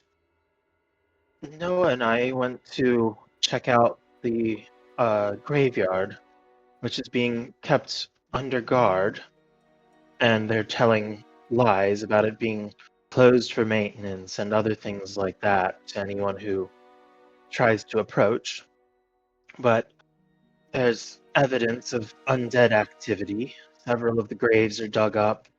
We saw some evidence that spirits had been present, and even saw a little bit of a hand of one of the undead. And Noah saw a strange pair of eyeballs moving around on their own. So we decided to go back and investigate tonight. And go away, Siri. I wasn't talking to you. God, It it interrupted my iPad. Sensitive. Yeah, right. Anyway, Good we decided night. to go back tonight, and well, first we ran into Marco Winderden, right? Mhm. We ran into your father. Yeah, who had some interesting things to say and seems to know far more than he was letting on, and also is not under the influence of the magic that affects the people in the town. So I'd like some more information on him later, but to get to the important part, You see her eyebrow twitch when you mention his name. mhm, to get to the important part, we went back to the graveyard tonight to investigate, and quite honestly, it looked like people were almost having a little bit of a party down there. There were some people drinking, throwing up, and a couple of people. What was the caretaker doing again? Two, I had it in my notes, but I'm missing where it is now. the fact that there were people drinking is an assumption, just to make that Oh, they're clear. right. They were throwing up, but we saw liquor bottles. Yeah, you There, saw the liquor way- bottles on the day, and you saw a guy throwing up, but you never saw anyone drinking in the act of drinking. Right. So Uh, those are just that bit is just Meisel's conjecture. just just to be clear that it's conjecture. The gravekeeper was digging up Oh, right. a grave. He seemed And hesitant to do it, but he was. mhm. And the person who presumably is supposed to be the gravekeeper of it was actively digging up graves.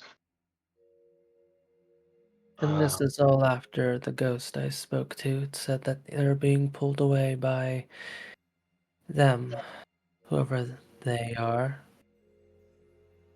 Not to mention that nice little eye that you saw.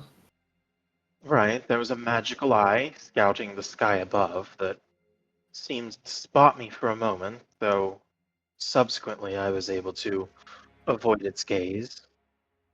The mausoleum was open and had some strange music coming from it, which, and also some red light. And then Noah sent some familiars to scout the crypts below, which is where we found Mark fleeing for his life up the stairs. And presuming that they had captured him, we rescued him from the situation. But as soon as we got him out and healed some of his injuries, he insisted that he had to go back in and wouldn't tell us why. The For his boys own were safety, terrified. we was that I think Illuminus chimed in with the boys terrified. yes, something in there has scared him beyond life itself. So, for his own safety, we brought him back here, where we've been unable to convince him to tell us what's going on down there. But I was able to glean from his mind that there's a woman who's been harassing him and some of his friends, and presumably forced him into doing this, though it also seems like some of his friends dared him to do it. But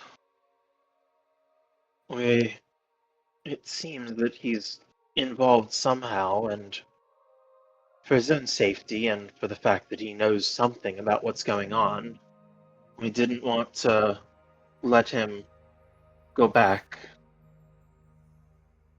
So I wanted to get some of your advice on it.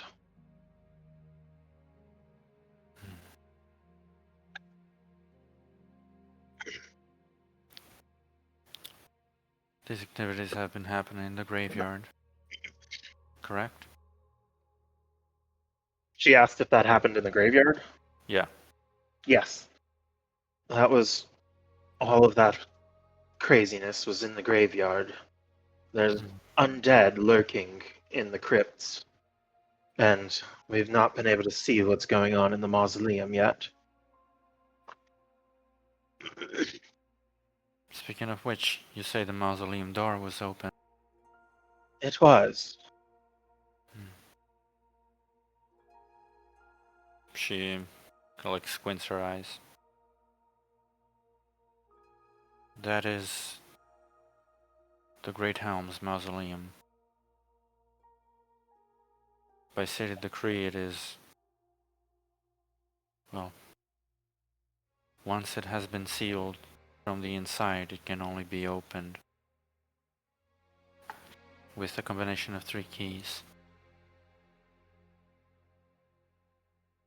One is in the mayor's possession, the other with the captain of the guard, and the other with the acting gravekeeper. Are you in possession of your key right now?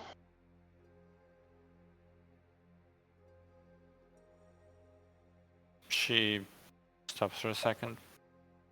I do not normally carry it with me at all times, but last I did inventory of my belongings this morning, it was there. It's worth checking whether it's still there when you get back.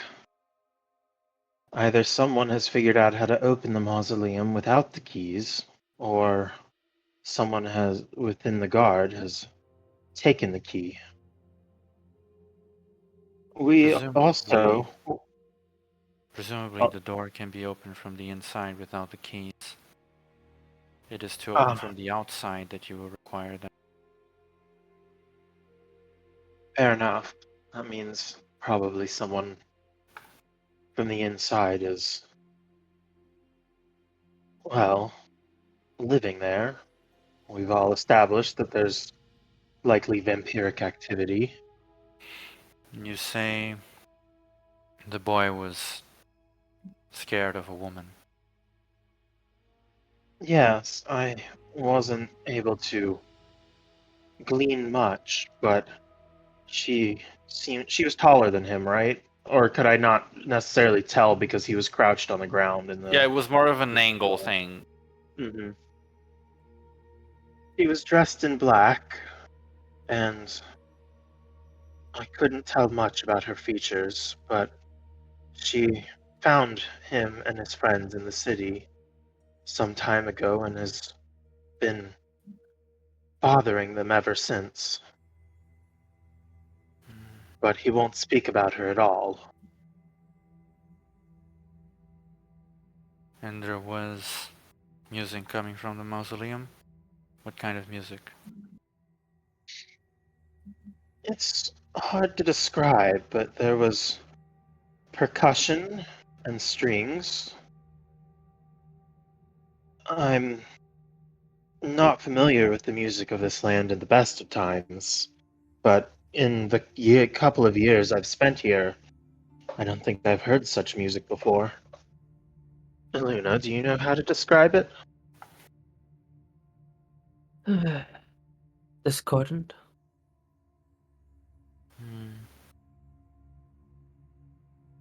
I'll look through the files of missing people to see if there is a match later on. Regardless, you have investigated well tonight. But it is very disturbing that such things have been happening at our very own graveyard. Unfortunately, it is not a place where we tend to patrol as much.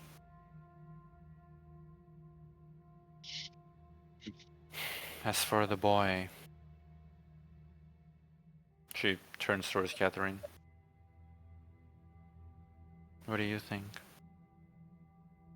And Catherine, who has been sort of like yawning but still listening like properly.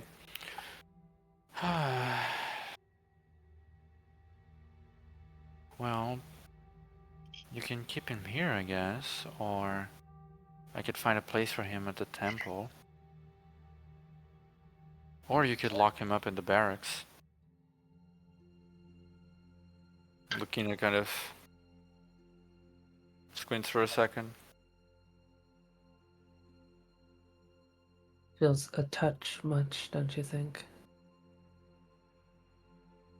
Well, he wants to return to those people, whoever they are in the graveyard, and I don't think it would be wise to allow him to do so.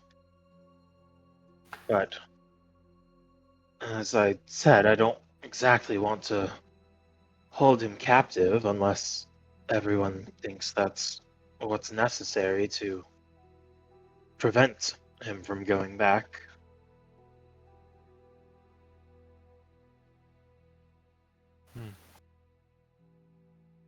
All those three options have merits and demerits. I believe the temple would be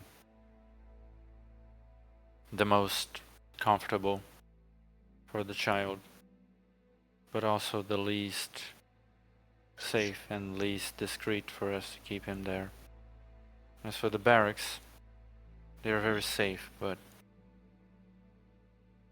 if for some reason this creature has gotten to one of my men, they could find him there, unless I keep him under watch 24/7.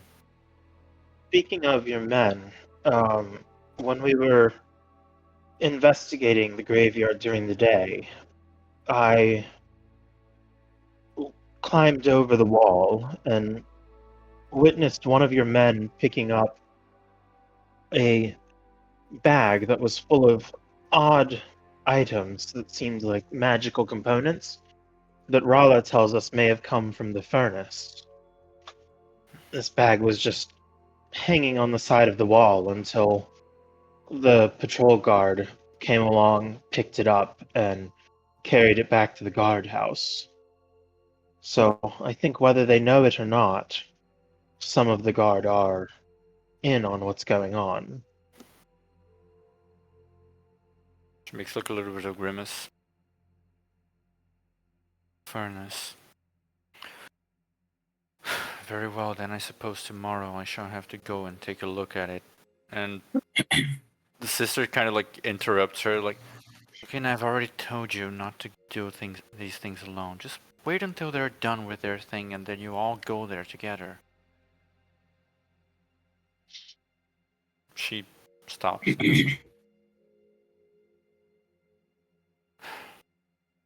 Very well. We could go there with you tomorrow after the others have had a chance to rest and before we pick up investigation of the graveyard tomorrow night. It wouldn't Do do you us well to believe- be ham-fisted and going to the graveyard anyway. Do you believe it prudent to investigate the furnace before going to the graveyard?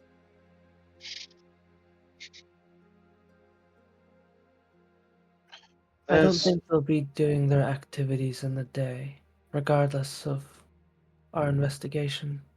In fact, it might scare them away to see us coming in the light.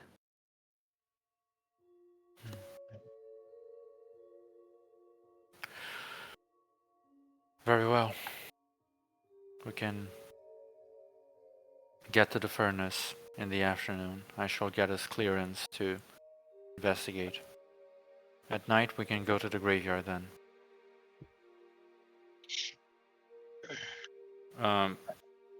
Sister Catherine kind of like raises her hand.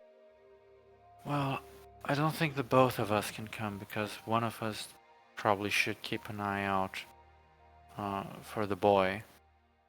But I could also go with you to the graveyard. They're not the most powerful of priests, but, well, the goddess's blessings tend to be good against this kind of stuff, so. One other thing, we were able to break the spell on him that has muddled the minds of the townspeople, and he quite honestly seemed even more afraid after we were able to break it than before. So if there's anyone who you think would be amenable to joining our side and is currently under the effects of the spell, it isn't easy, but we could try to free them from its effects. But for the rest, it honestly might be better to leave it in place because it's keeping the town from panicking. Catherine kind of like perks up hearing that. You undid the thing on them? Only on Mark, yes. Hmm. But it seemed to serve to only make him more afraid than win his trust. Well, maybe we could get the father on our side. He is a far more powerful priest than I am. I don't want to make any guarantees. It was difficult. It took a few of us using particular talents. It is a possibility. I won't say it isn't. But it will be a challenge. Well, it is still useful to know that that is a possibility. But as for the boy, she turns towards Catherine. I will leave it to you to discuss with him where he prefers to stay and how, and we will decide how to protect him based on that. You have done a fine job acquiring all of this information for us. As for the next steps, I will accompany you to the furnace, and I will leave it to you, since you are our field team, on whether myself or Catherine will be accompanying you to the graveyard tomorrow. In any case, I will fetch the graveyard's key, the mausoleum's key,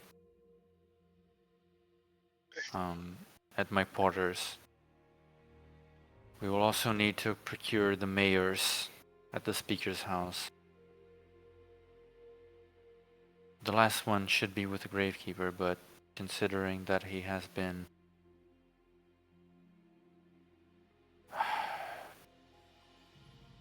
Turned at best. Perhaps it is possible they have stolen his key from him. As for removing the spell on Father Julius, that will be a project for later on.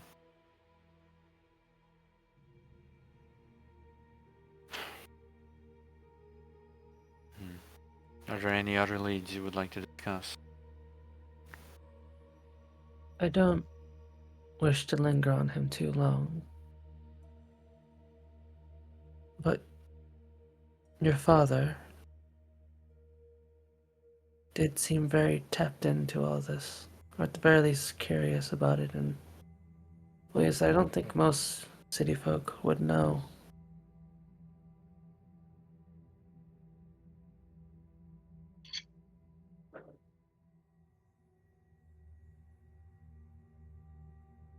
My father knows many things about me, places and people.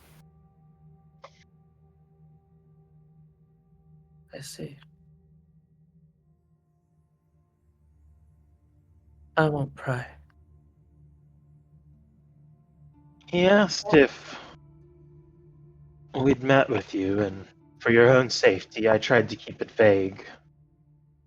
He knows far more about this situation than he's willing to say, and I'll freely admit I don't trust him because of it.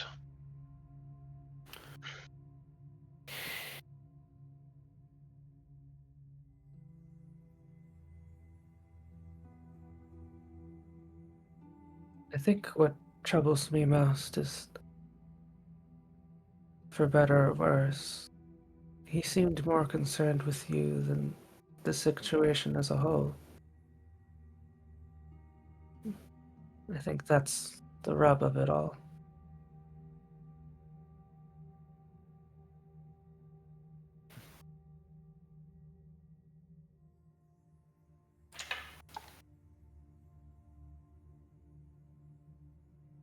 If that is what he told you.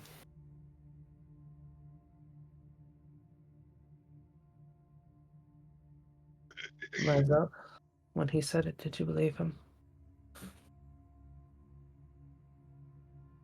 Yes, his concern for you was genuine, but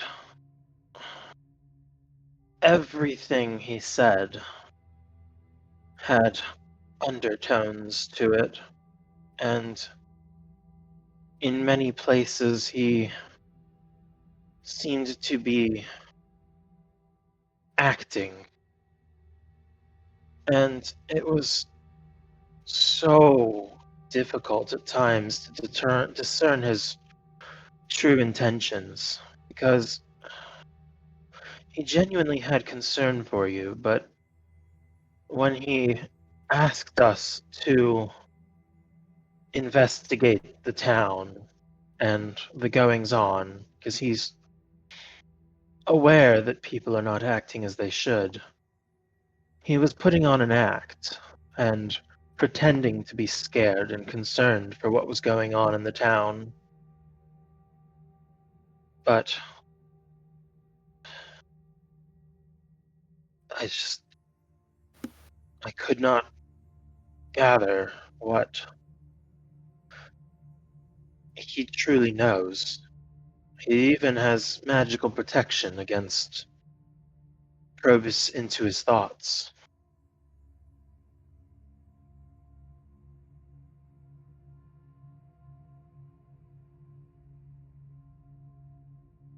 Her expression doesn't change much. It's kind of like the same impassive look as always. Says,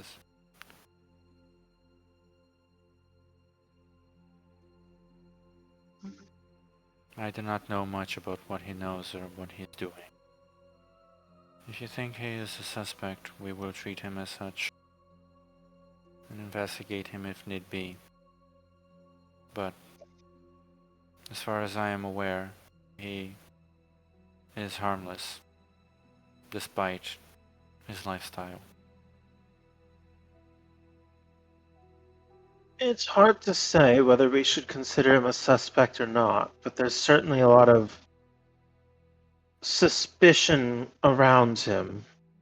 He mentioned that he only goes out at night these days, and Noah was able to ascertain that he seems far more healthy than someone who lives that kind of lifestyle and drinks and partakes as much as he does should. And he was absolutely lying when he said he was drunk. That's true. There was not a drop of alcohol in his system, and he was pretending to be somewhat inebriated. But at the same time, he was drinking when he was there with us. So,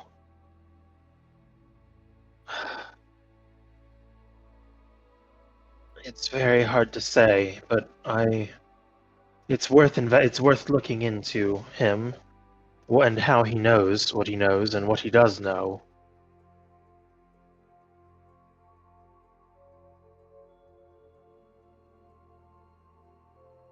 Very well. I will look into him then.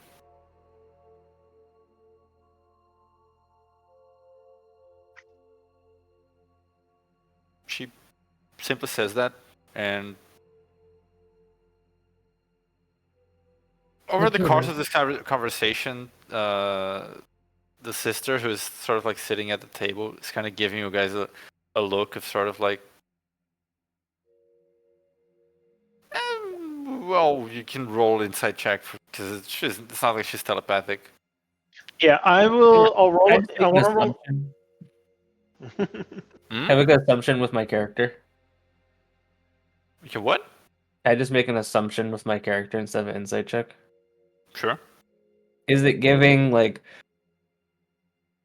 you guys are walking around like a landmine? I mean, you're making an assumption, so I'm not going to say anything about that. But if you want to make an insight check, I want to make an insight check for the sister. Yep. And how, like, kind of how she's looking at us as we talk. But I also want to make another insight check for Lucina and to kind of read, like, is she genuinely this impassive? Does she feel anger towards her father? Or is she mad that that we think he's suspect in this? okay. Iluna, you're left to your assumptions, I guess. Mhm. Yeah. Maizel, while you're talking, Catherine is kind of like glancing towards you and Iluna, and you can sort of read on her face. It's a look of sort of. It's not pity exactly. It's like a sort of compassion.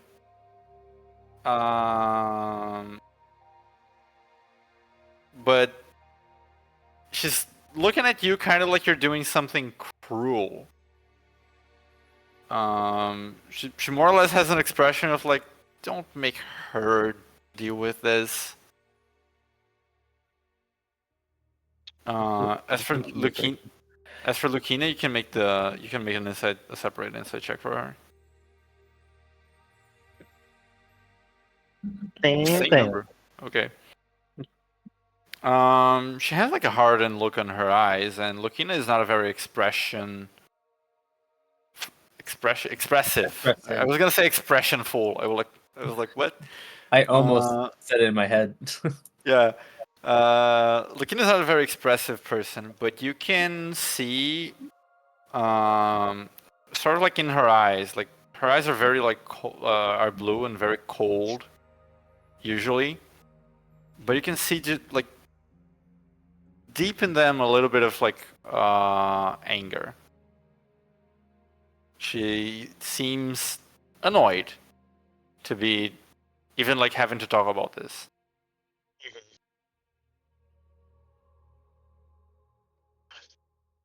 I know that you and It's not directed at you though. You know Mhm. the anger is not directed at you. Yeah. So my Zell kind of picking up off of both of those follow up with, I understand that you and he had a bit of a falling out, so we can look into him, uh, if that would be easier for you. It would seem more practical. Very well. We told him we would stay in touch, since obviously he asked us to look into the city, and he offered to help us get into one of the parties that's happening on the north side of town. So that's another line of inquiry we can take this week. And we can try to get some more information from him at the same time. My father has connections to the upper class. It would be useful.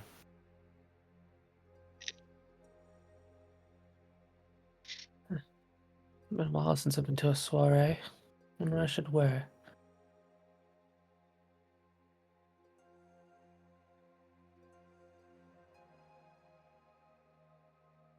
Well,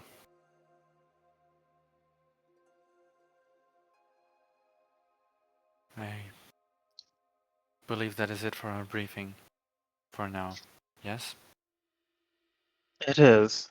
Thank you again for coming at this quite late hour. It is of no concern. We Kind of a silly follow-up. Lucina looks wide awake right now. Do I get the impression that she sleeps at all? going off of that insight check, there are a few hints of tiredness on her face. You know, like a little, not eye bags fully, but a little bit of crease of skin, etc. Like a slightly swollen eyelid, very very slightly. There is definitely like some indication in her face that she was asleep before, but as for Sister Catherine, actually, like you can see that she wasn't asleep exactly. She is just at that point where you're staying awake because you're aware that at the Temple of Hestia they do like vigils. The temple is open like 24/7. She has the look of someone who was pulling an all-nighter and is reaching the point where they're like, bro, I need sleep. Whereas for Lucina, she was actually asleep apparently. But you know, soldiers are pretty fast to leap to their feet, and she's no exception.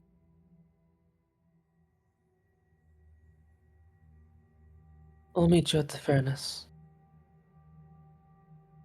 Yes. And this goes for all of us. But just a reminder. Never are we to do anything alone. There's too many unknowns right now. That involves you too, Miss Lady Commander. Catherine turns towards her, kind of like, told you. Like, she's... Lucina has like no expression as always. Yes, I understand. Does she though? Will. I mean, seems like it. She hasn't done anything by herself so far. Yeah, her expression is as clear as usual, but she seems a little. She seems slightly like not reluctant, but Frustrated? yeah, it's kind of like when you accept something that you didn't really want to accept, but it's like, it's true. It's like Resignated. It's when you know that's like that is the right answer. I still don't like it.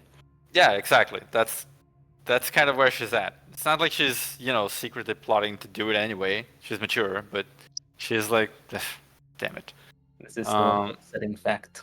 Yeah. But she goes, and then we meet tomorrow at 2 o'clock at the furnace. In the meanwhile, you can strategize over whether it's better to bring me or Catherine to the graveyard at night. After the furnace, we will pay a visit to the speaker's house to procure the key that you will need to the graveyard. And if you deem it a useful step, you can meet with my father before we go to the graveyard. A quick suggestion from Marc, I think. I think during the day may be safe enough to keep him at the temple. Then perhaps during the night we have him here with someone that we trust. Sister Catherine kind of like gets up and goes, and I think that's my cue to go talk to him about it. But it's a solid plan. Afterwards, well, whether you pick me or Lucina to accompany you, the other one will keep an eye on him. I think that's for the best. Thank you, both. Mark's not too happy with me right now. Do you think you could convince him to come out and speak with Catherine. I'll do my best. And Luna will go down and walk into the bubble. Yep. Hi, Luna. Hi, darling. Is our friend there pretending to be asleep? Mark, you awake? Very Is he funny. still faking it? Did that Is snort actually be is- pointed? Is actually asleep for real now. Really? Oh, okay. I mean, if you pretend to be asleep for long enough and nothing happens, eventually it just falls. You just fall asleep, yeah. I think Luna You're will. laying there with your eyes closed long enough, she'll just kind of pass out. Yeah, exactly. Luna will sort of pet his head until he wakes up. Just like slowly, just sort of pressing a little bit more pressure to like the petting, but like nothing that will like.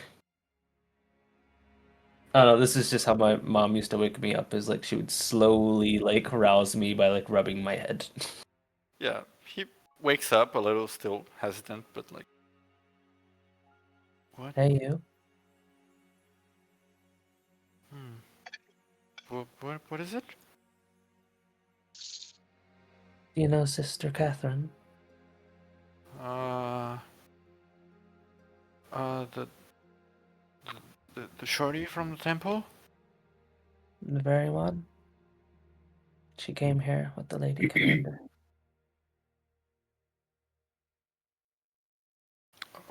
Okay. And we said we were going to protect you. We're being very serious. Would you be willing to come out and have a conversation with her? Yeah. Are you hungry? Not really. The dumplings are conspicuously absent. Well, we can get you something else to eat as well.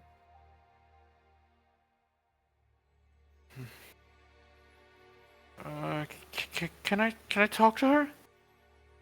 Yes. Luna will help him up. And take him out with a bubble.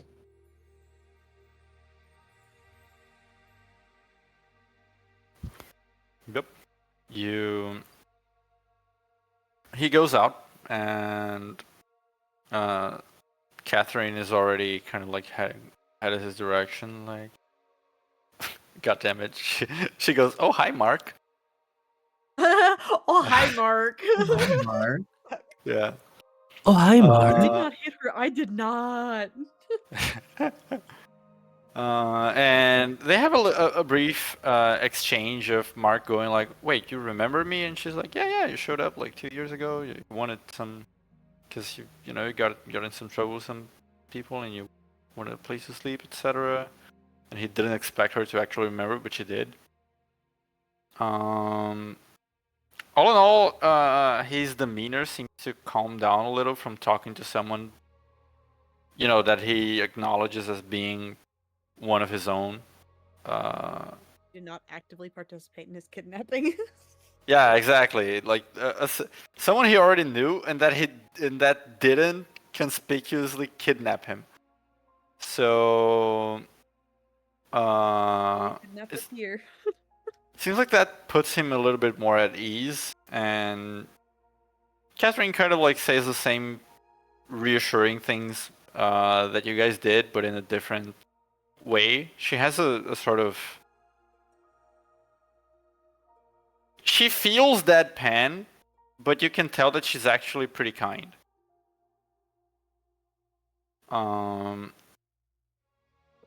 And he still seems to be pretty hesitant, pretty like not actually firmly believing that he could be protected. But he agrees to the plan of like spending the days at the temple and and then coming here at night for the time being.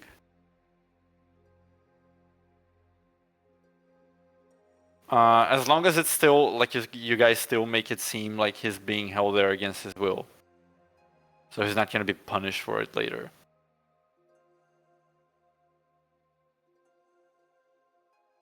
And Catherine's kind of like, well, I mean, I'm not going to keep you like bound at the temple because, but we can figure something out. You could say you're doing some sort of community service project. That was just how I got out of some stuff at one time. I actually was doing community service, though. Well, maybe. Are we going now? And Catherine's like, well, we could. I mean, it's pretty late. You two definitely can if you want. I'm going to go sleep in the bubble because I've been up for much too long. I'm sorry for everything that's happened, Mark, but...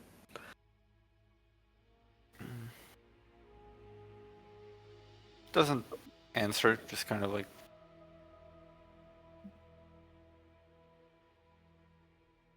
shrinks himself.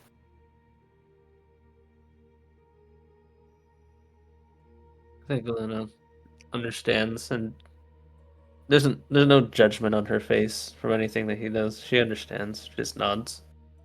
And she'll go back into the bubble and probably cuddle with Rala. Lucina kind of like descends, like takes a look at Mark, goes like, good, Jesus. taken care of. Looks at the rest.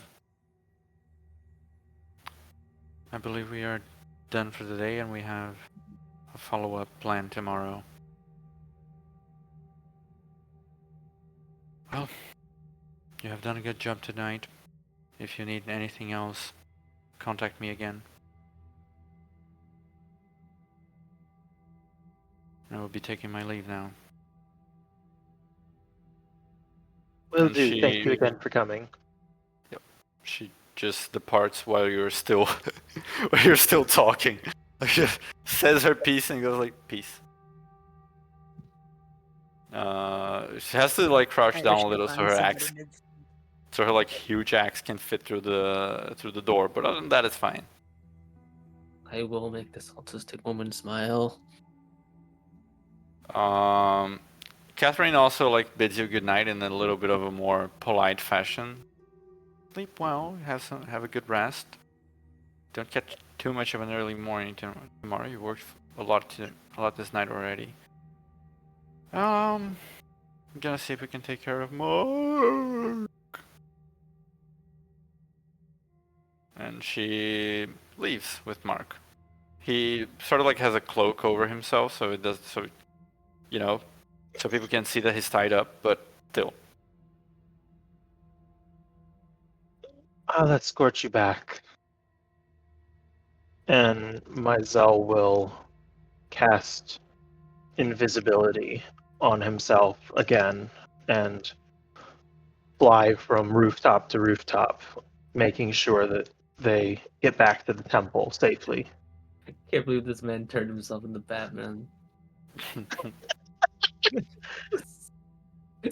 Investigator. Oh my god, you're so right. Vampire.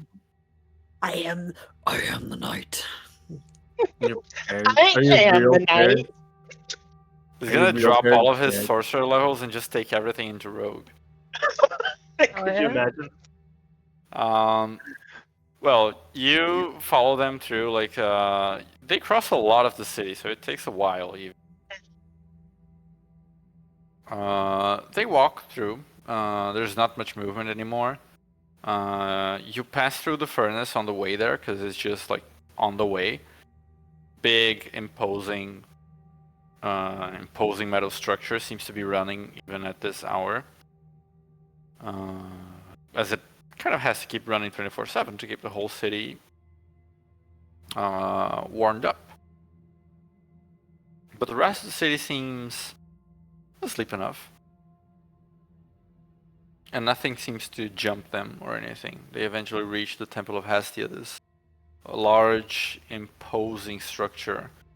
Very inviting and very well kept and well maintained. You can see that there are several lights on inside of the temple itself, and once they do, they don't stop to, bid you farewell or anything, because that would kind of defeat the purpose. But Catherine gives like a very subtle nod and enters the temple. And as they go in, my Zell will just turn around and fly directly back. All right, same thing as before. Just see a sleeping city illuminated under the near full moon. As we get back, we are technically in the middle of Lydia's watch, but much has happened already, and you are now back to being just by yourselves. Is there anything you would like to do with the small remainder of this watch? Not really. Lily's just kind of like ruminating.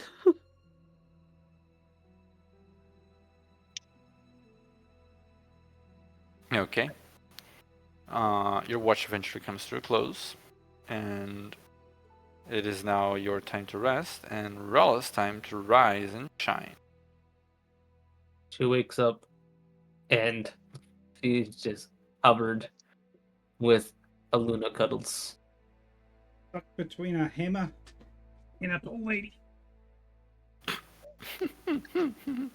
I think for the first time ever, Aluna fully awakes from a sleep, like fully, like not even drowsy, and she goes, "What did you just say, sweetheart?" Good morning. No, the part before that. I was a what lady? Tall.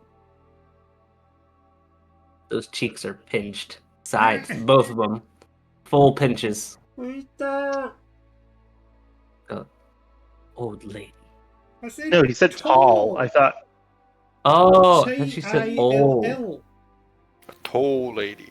I thought she said old with the accent. No. A toll. Oh, I don't know tall. how old you Okay. are. She doesn't wake up then. That didn't happen. No.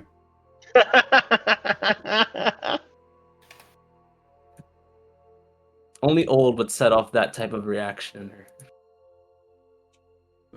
A premonition. Vision of the future not to come. Do you need help excavating? Sometimes it's hard to get out. You could just move her arm. Yeah, let me. She kind of like gives her a hand to pull her out. Make an attack roll. I can just athletics throw you. Make an athletics throw that and do it. All right, I'll burn a rage. Let's see what I get on this. I roll with advantage again. Right click. No, I hit it and then I up it. This is Yeah. disadvantage. Oh, that's acrobatics. Whoopsie.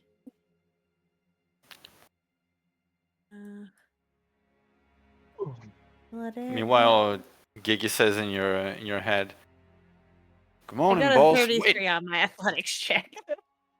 where'd the fucking guy go?" I think what happens is this is Aluna just fully asleep, but as you just go to try to like move her arm from a cuddle position, her leg just sort of whips around into a like like an armbar, and I think you just like fully just drop her down. I There's feel like no it's reason. more so you like try to grab on, I just stick my leg in there. It's like, it's fine, I got this. I just cuddle on your raised arm like koala style. Just fully holding you up. I just imagine you like a sloth, just like. Yeah, she's just like fully like tangle her whole body on your arm now, just like. Thank you, Miss Lilia. Yeah.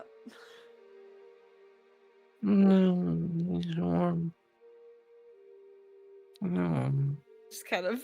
Wait. So, lady, Lady, our sister Catherine left us with that little like warmth crystal. Myzel's gonna stuff it in a pillow and hand it to sleeping Aluna. I mean, she gave you a fire crystal to feed into the house's heating system to give the key some more heat. If you guys for some Oh. reason didn't use it, she would just bring it back. She's like, I am from a religious institution. we need things. I didn't realize it was the kind of thing that like you put into the heating system, and it like I thought the thing itself just emanated warmth. It does, but it's like a minimum amount. You can use like it has sort of like a slot area where you can put like actual fire crystals, and it will give you more heat. Ah, I see. That's kind of like The one of house is the supposed to be. yeah. That's kind of something that signifies almost like a social class, like economic class in the city. Like the warmer your house is, the more money you have because you can afford to actually put crystals in the heating system. But at the very least, the government makes sure nobody or almost nobody actually freezes to death in their own home. This is the social. Naruhodo. This whole place just reminds me of Bellabog. Yeah, Little you bit, know what? yeah. Yeah, that tracks. It is a Look, little fuck is bit. Bellabog? There's no underground though, so True. That we know. It's a I city in mean- Honkai Star Rail where everything was frozen. This the is moving where class of I thing that goes underground doesn't make sense. yeah this is where I pull out the sewers map, which Yeah, is right. twice No as, underground, which is comma, twice as large. that we know of. We go underground in the graveyard, and there's just an entire extra city down there. Yep. Hell yeah. Oh my god, I would be so impressively irate if like there was a whole city and like this is what they've been planning. It's like we're gonna take from the blah blah blah. All these years. For 1,000 years we have slumbered. I'm enjoying this voice. I don't know what it is, but it's very fascinating to me. The payoff of Dragon Ball Z characters from Team 4-Star Bridge. And I don't know which one I'm I choosing. see. I see where it's coming from now.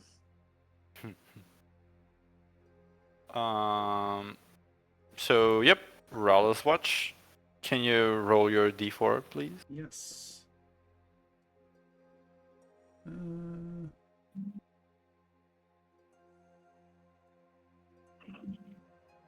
Wow.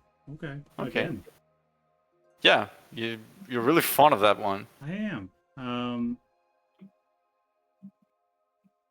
Okay.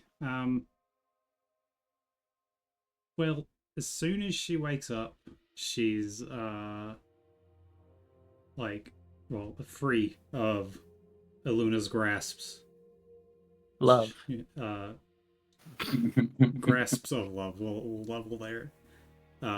She'll do like a quick thank you to the hands clasped bowing to Miss Lilia, and then she'll leave the bubble, and she'll run over to where she kept her belongings, her pack and stuff, and immediately start writing in a notebook or a journal.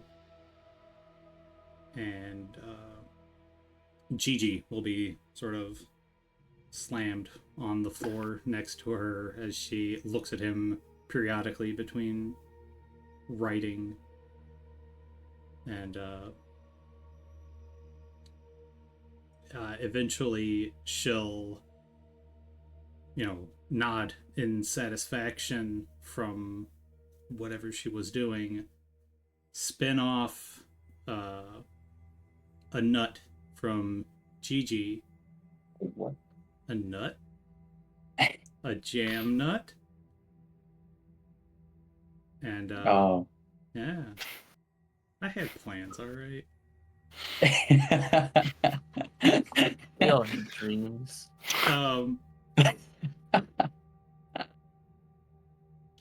She'll take that and walk back to wherever Mr. Noah was.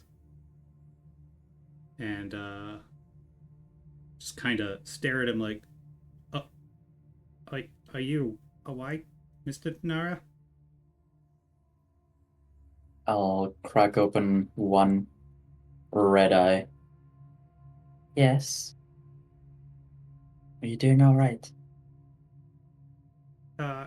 Yeah.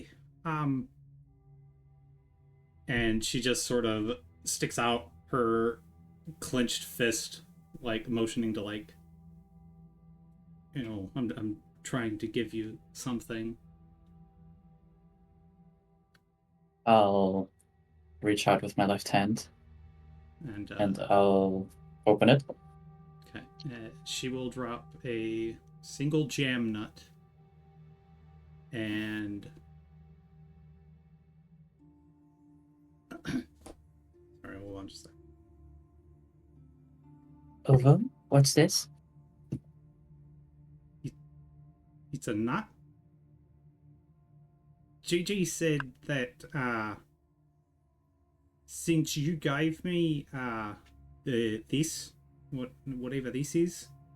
And it's gone now. You reach for it. What? Wait. Whatever. Gigi said that you gave me something, so I should give you something too. And that might make you like me more. We're supposed to say that part out loud, boss, but yeah. I mean, it's the truth though, right? Yeah. So why shouldn't I say that part? It's If fine. people know they're being manipulated with a gift or other something, they're likely to just resist whatever the effect is. Oh. Tends to backfire when that happens. Okay. So she'll clench her eyes and say, "It's just a gift because you gave me something." Yeah, that's better. Huh. I appreciate that. And It really wasn't necessary, but I appreciate the thought, of course. What is it, though? I've seen nuts before. Doesn't quite look like this. He doesn't seem very thankful to receive my nut. Gigi picked that one out himself too. I know, right? It's a very special one. Oh. Wait, I mean, I don't hear this Yeah, conversation. no. Yeah. But I just hear it's very special too. So I say, well, in that case, if it's special, then of course I appreciate it. And thanks a lot for the nut. You gotta, and then she's like motioning to like you put it on your finger. Oh, like a ring. Yeah. I didn't have a Okay. ring, so Gigi said to use this. So I hope it I fits. think it represents you much better than a regular ring would. And I'll slide her nut over my middle finger. And so this would have already happened when she gave it to you, but mechanically we can't do that here. So you want to just drag the that nut Ooh. where it says that.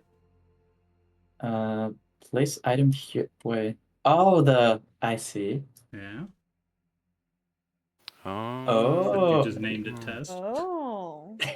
I'll rename it. What should I call it? Nut. Gigi's nut. How do you spell the... just G-I-G-I?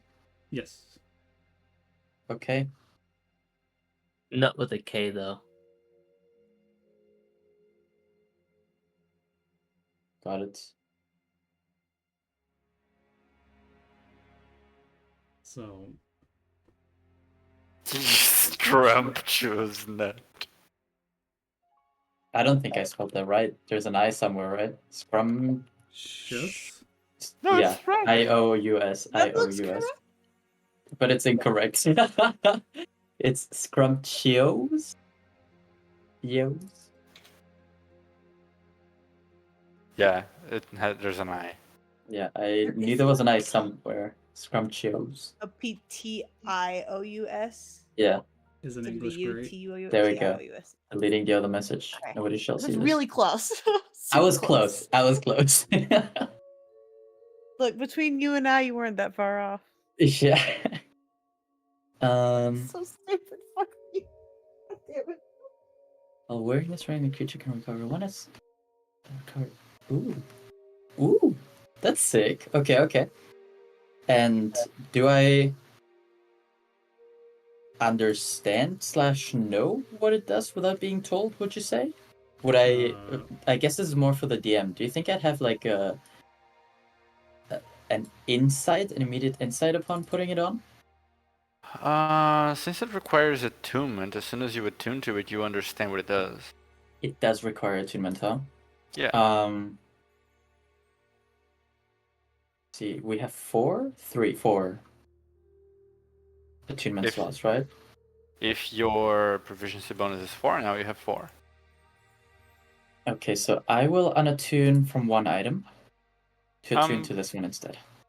But I did. What are your items again? Let me take a look. I unattuned from the Wolfsbane wand just now. Okay. Wait, sorry. Yeah. Yeah. So the ring, my Icefell, the other ring, I'm not attuned to, so I don't get the optional attunement, but that's unnecessary now. But I have Berith fur coat. I mean, you see them. Yeah. Yeah. I don't know if the eyes count as a regular attunement slot or if that's something else. They do require an attunement slot. It's just taking a look at their alignment, because I'm sort of like, if all of your items are the same alignment, you can like bypass the normal attunement limit, but they're not. Okay. I don't know what you mean by alignment, but sort of like the attribute, like some items, like the items can have either arcane, primal, gotcha. Divine hell, shadow, or dream attribute. Gotcha. Then no, yeah. Yeah, because the eyes are shadow. The rest, I think, would. I rip my eyes out. Yeah, the Berryeth coat is also primal, so they're all different.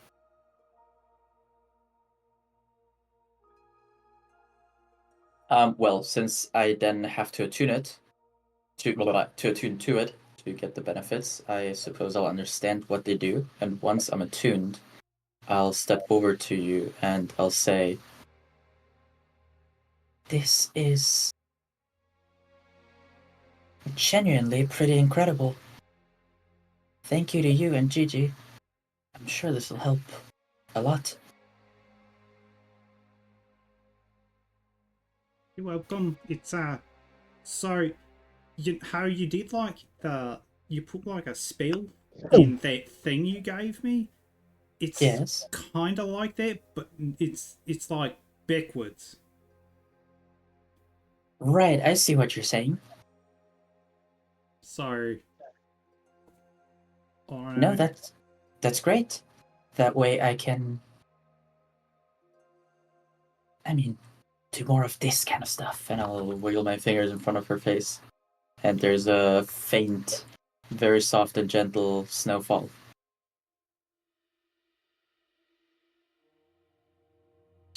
I don't have a spell for this. Don't make me look, Jim. You what? I don't have a spell for this kind of shit. Don't at me. Just dandruff. I mean, he's made of magic, isn't he? I feel something so harmless related to snow. I can just like pull out my ass, but I technically don't have a spell for that. Nah, I know it's Please don't a pull little it up for me. frustrating. Yeah, I want to do like a flavor thing, and I'm looking at my spells. Unless I go Just for make it first a level Farron. here. It's cool, You bro. need like a It's- produce snow instead of produce flame. Yeah. No, it's cool. It's cool. Word. It's just a Farron. I have a spell to turn grapes sour. Why? It's because That's It's Such kinda a like- basic spell, it it's doesn't kinda need to be like- written down. Yeah, I'm like of the opinion that, you know, certain magical things, once you reach a certain level, you just like have them. I'm like, even if you don't have thaumaturgy, it's like, yeah, you're sure you can do thaumaturgy if you're like the appropriate class. Game breaking. I'm gonna thaumaturgy the shit out of this game now. No, but I mean, not you. I mean, No, I characters feel who you, I would feel make you. sense to have thaumaturgy, you know. Yeah. It's like gentle snowfall will kind of drizzle in front of your face for a moment, rather before I Man. pull my hand away again. So, thank you. That's certainly helpful for me. If there's, I guess, anything that you would like from me, like that, let me know and I'll try to work something out. Just gives like a very prideful smile to you, and then she'll like salute back and say, "Aye, aye."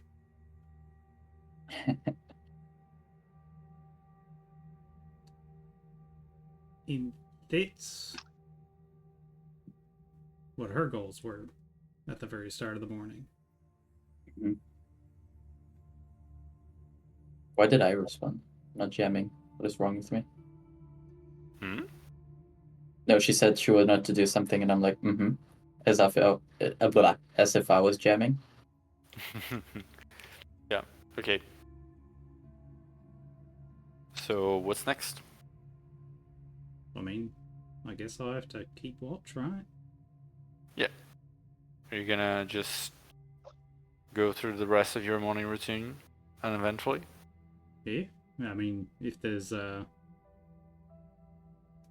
for like food to eat first thing. Yeah, there is food. The house is Of the house course. is well stocked and furnished. You have actually a wider variety of things than you've probably ever had here. Oh, she's pigging out. Let's go. Gonna have cereal and toast. Game breaking. Orange juice.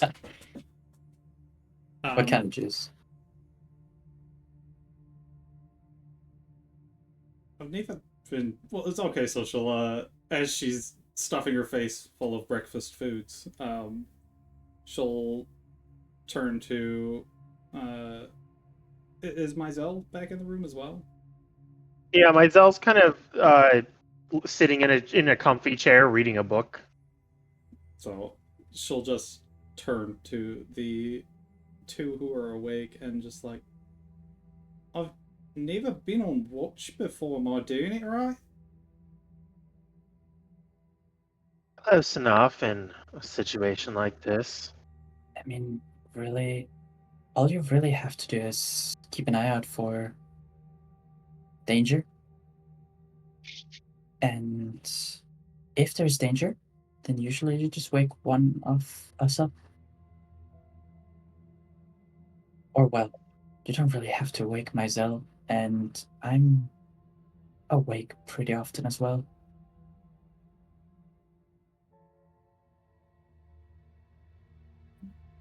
Okay. Ah, If we were out in the middle of the woods in a less secure environment, then there'd be a little more to it. You know, maybe taking a little patrol around to see things you can't see from base. But in the city, it's not as big of a deal. We just needed to make sure that nobody followed us back from the graveyard. gotcha. Okay. And she'll just get up from the table after eating, grab Gigi, and start to head outside then. Like I said, you don't need to patrol because we're in the city right now. Unless you want to patrol, of course. I mean, I usually go out in the morning anyway. You take morning walks? Yeah. That's pretty cool, actually. Do you mind if I come along today? Sure, if you want. I look at myself. Do you think you can handle this empty interior? Go for it. If you need help, just let me know. I'll wink. Of course.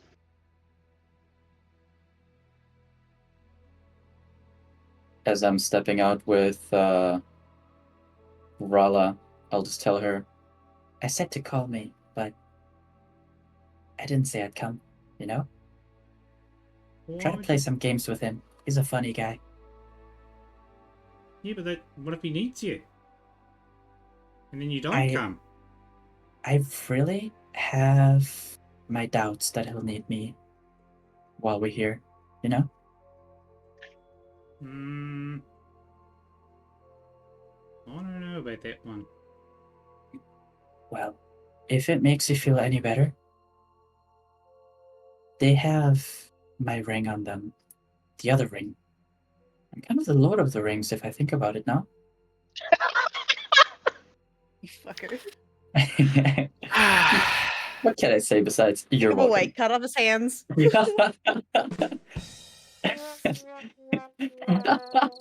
the fucking soundboard. You Real deserved shit. all those. There you go. Real shit. That was good. Fuck you guys.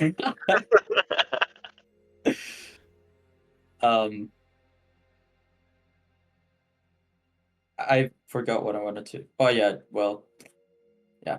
I guess I'm just taking a little walk with Rala. Just walk around the block area. Okay.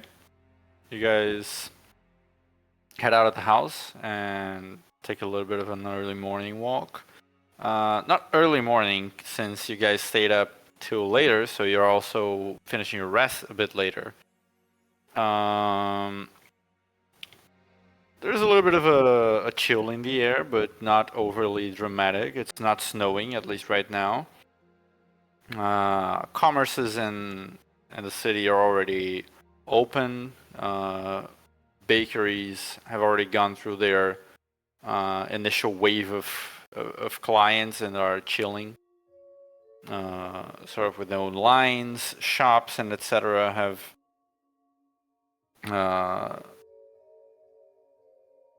people are going about their business. A few guards patrolling here and there, people walking around. It's a peaceful morning in Great Helm, apparently. You hear the town crier. I guess he would have made his rounds a little bit earlier, but let's pretend he is rather late today, just for the atmosphere of it. He's kind of like shouting. It doesn't pass through you guys in specific, but this guy is like, his voice is very loud, so you can hear him from maybe like a block away. Wiki Vegas sale at the Masons Market. A what sale? Veggies, like vegetables. Veggies. Okay. Veggies. I yes. thought he was saying something else that has to do with cigarettes or bundles of sticks. I don't even know what that is, but okay. Or homosexuals. He stops for a moment, possibly to catch his breath, and goes like, "Applications accepted for apprenticeship at the Toasted Anvil." Stops again. Semi-finals of the Great Helm Sluggers Championship to be held Saturday morning. What Is that a day is boy it? or a girl?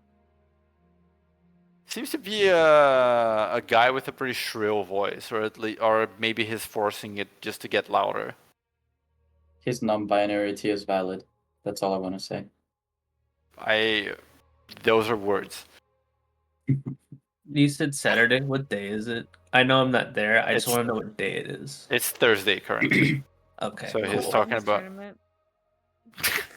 I mean, it's the semi-finals already, so presumably it's underway. But perhaps you could find a way to butt in.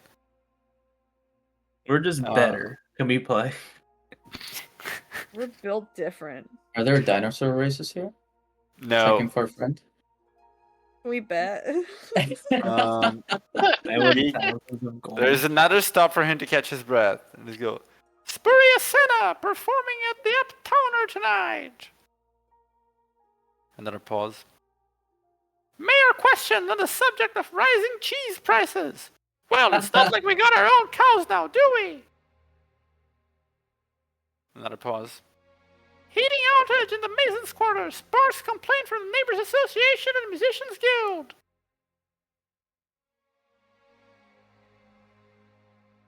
And then his voice sort of like trails off in the distance. I wanted to ask, while I'm walking with Rala here, I'm thinking about a couple things. But how tall is, I forget this chick's name, but the like guard lady? Lady Commander Lucina? Her, yes. She's about 170 centimeters. Like normal Okay. That's height. like 5'7". Yeah, how tall am I? I Five- don't remember. Does anybody have 5'5". the... I think it's about 5'7". Or short. Okay. It's 5'5". 5'5". Okay. It's very Yeah. normal. Okay, yeah. looked So it I'm up I'm right now. taller than her. Yeah, most of the Yeah. party is. Yeah. What does she usually wear? I don't remember the visual description. I'd hope so. She wears sort of like an elegant silverish colored armor with a blue elegant looking coat, and the armor has a sigil in the shape of a helmet. It's a slight like line going through it Okay. in the chest, and she always carries around a pretty large double axe. Like Okay. double-handed double axe. Okay. And what does the garb of the Church of Hestia look like? Let me grab a random description here from someone.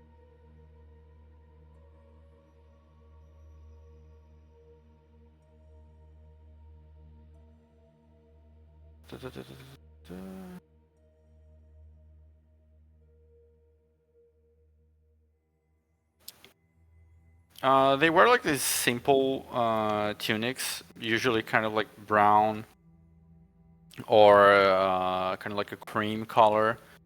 They are sort of like Greek style tunics, not the ones that go over only one shoulder, the like double shouldered ones.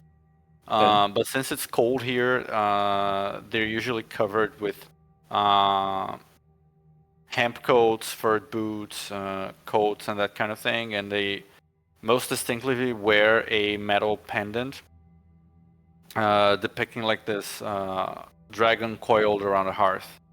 With, it's a pretty elaborate design, so the more simple pendants are not that visible. You can just see the general shape of it. But that's, for instance, what Sister Catherine wears. Her pendant is a little large for her, though, because she's tiny. Okay.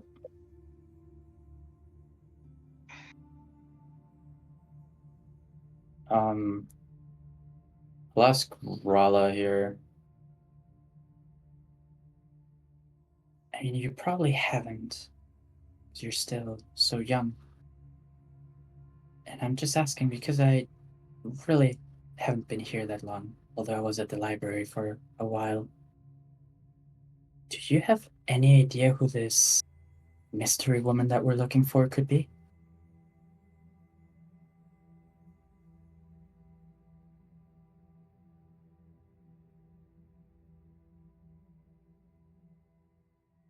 No. No, and I can I'm trying to think of somebody who might match that description, but I don't know.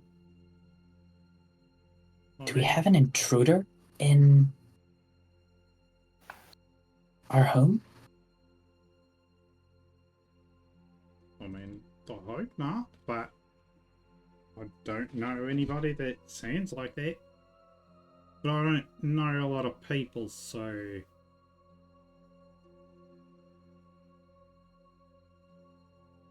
I guess I'd rather it be someone new that I don't know than someone I do know. That's totally fair.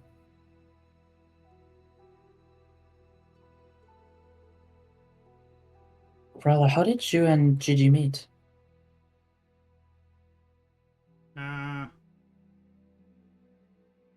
So we're in the Frosty Ends, correct?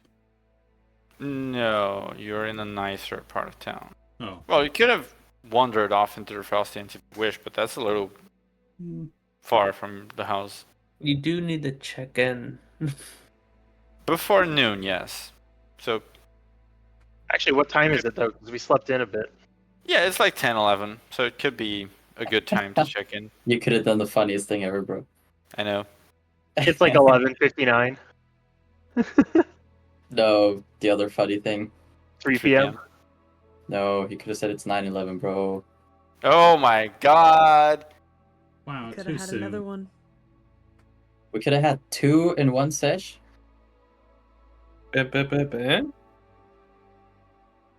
Double kill.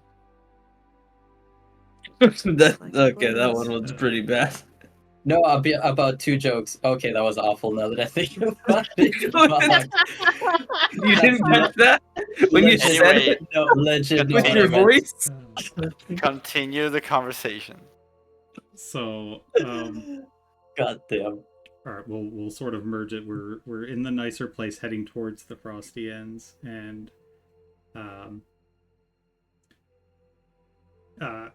actually in that alley over there, and she'll just point off into the distance. I was in my secret base. Secret base. Yeah. You know, Alright. it's like, you know, we had, and she'll like point at a piece of sheet metal off of Gigi, like, oh yeah, that was the roof, and this was the door, this was the knob. And I was here for a while, and he was real quiet, but then he just talked to me. So I guess he found me.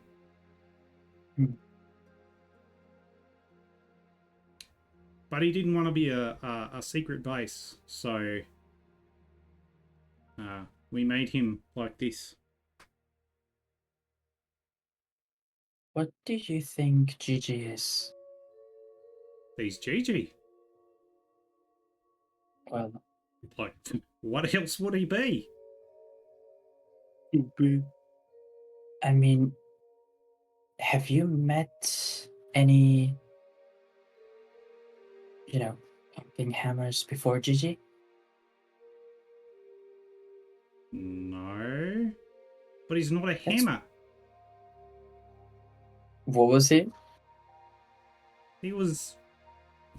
I mean, he's a hammer now, but he was a secret base.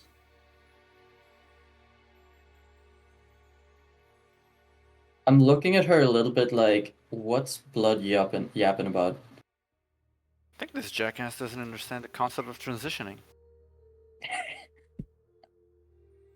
It's very ignorant in this day and age. Yeah, shake my hand. If I had one. I mean, you kind of do. It's that part right there. Can you give a little shake to express my discontentment? Right. And she just kind of twists him a little bit. Yeah. What I mean is, I don't not believe that Gigi is not, you know, a real person with real feelings. But couldn't he be exactly that? A person inside a hammer, I guess, or base? No, Why? No. because he's not. But then how does he speak? How do you...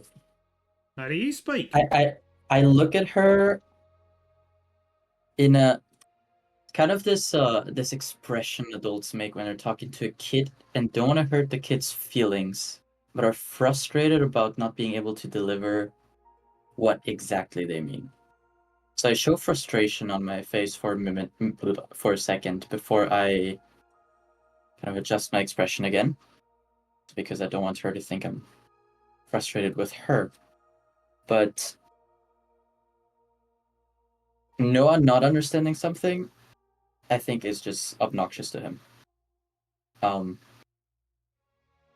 does he speak then? Or just like, how do you speak? You just do it. So that's what he does.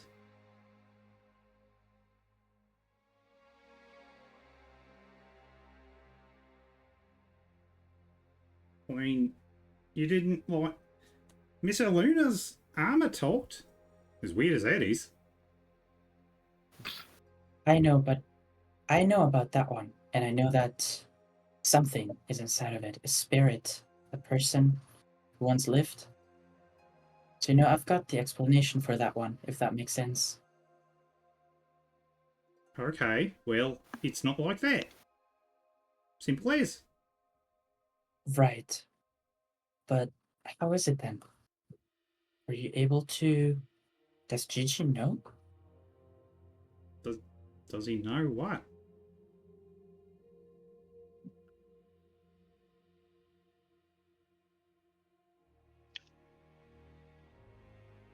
What? I'm not sure how to put this, honestly. But does he know what he is? Like, actually? I mean, he's Gigi. That's what he told me. I think maybe this guy's stupid. Hey, you think you might be right? I mean, I thought since he was in a book place, he'd be smarter, but... You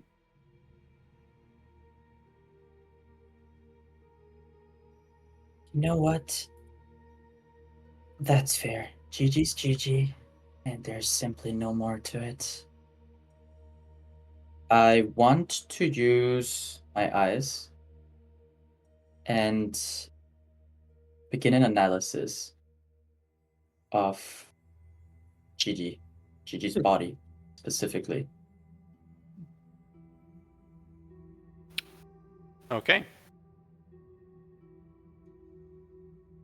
Is Gigi's... You go blind. And once I have that alchemist's eye analysis, because that's what would work with non-living objects, I suppose it's more appropriate to say I'll see first if these eyes catch something, if that makes sense. Because if he's truly a non-living object, then these eyes should pick something up. If the response is inconclusive, immediately different eyes or different eye ability. But that one's coming regardless, honestly. So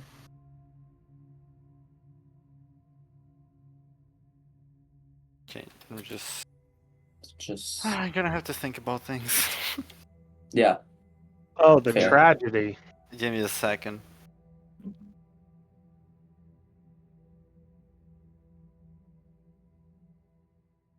Giving everyone these special eyes. I don't think that's the problem. Or well, it's like not a problem, but the thing is No, it's a he's problem giving people because now he has to explain everything he does. I No. know. I think the problem is that people have the item, so I have a reason to question him constantly. Well, it's just if you think of it, it's detect magic on crack. I don't think of it that way because this gives me different kind of information. I don't, of course, if it is magical in a way, then I'll get that knowledge as well. But I think my questions are a little bit of a different nature, if that makes sense. So I'm not questioning whether it's magical or what it can do. I'm questioning what the fuck it really is. Its existence, if you want to say.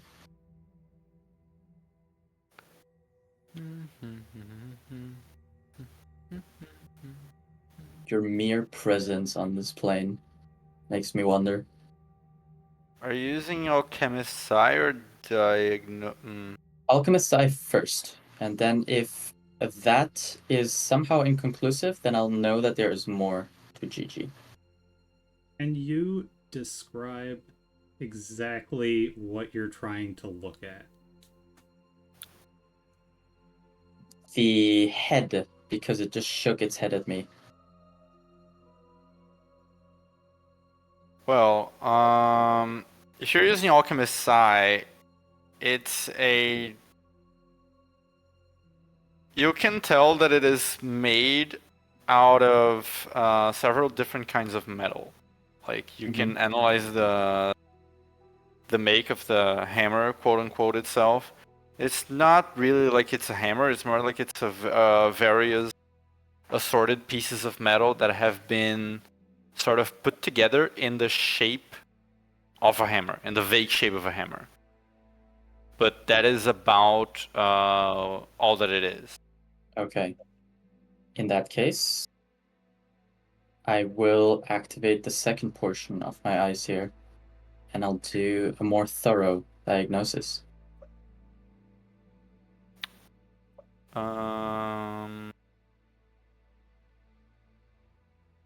Diagnosis does not work on GG. Okay. Motherfucker. Literally got nothing. No, I think that still works. It's a secret third kind of entity.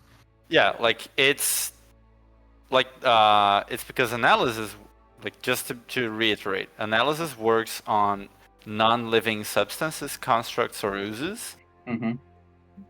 And diagnosis works on creatures. You can Exactly. take that as you will. Yeah. No, so I got not necessarily an answer, but a different kind of confirmation. There's more to GG.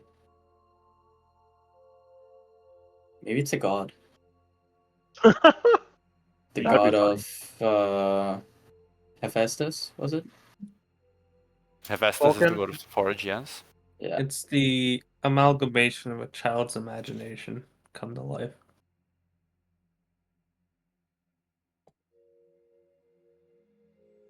The sounds made me feel like I got it.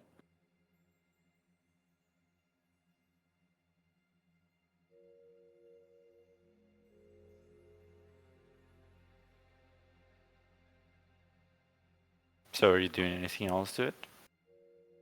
I don't have anything else to do to it. I don't know, bro. I mean, I wish. Don't Do- prompt me like that. Do you I don't know, wanna bro. hold him? You could be trying other things, or if you're just gonna give I up. don't have other things. Okay. I mean, I'm looking. Daka's pressing X it out. I'm like, you got stuff. Wait. That's No. fine. Wait, you hang on. wanna Ah, hold him? fuck. Miscelana Wait. tried to. Give me a second.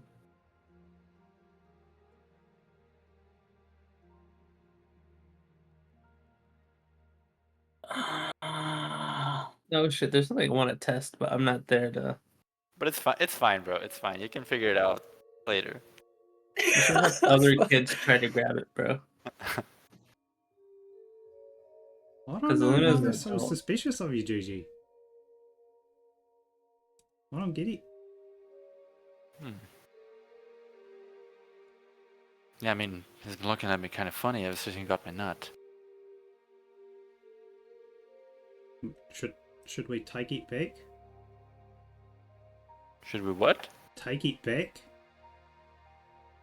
No. Gift once given shouldn't be retrieved. That's just good education.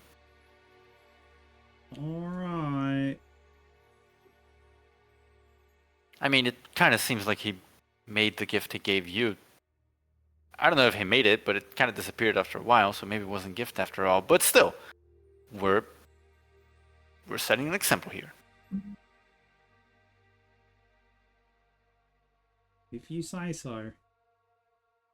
Last thing I want to try before I turn my gaze away from Gigi. I'm going to cast sending at. No, sorry, message at Gigi. Okay. What are you gonna say in your message? I'll say, can you hear this? You can respond to this message. Mm-hmm. Rala, you see this man point at your hammer and whisper something to himself. He's just gonna stare blankly. Don't really hear anything back though. Can we go Hey. now? I'm supposed to go to the orphanage. Wait. One last little thing, and I'll whisper the last two words as I point a finger at you then, and I'll send a message into your head. Little thing, are you in there?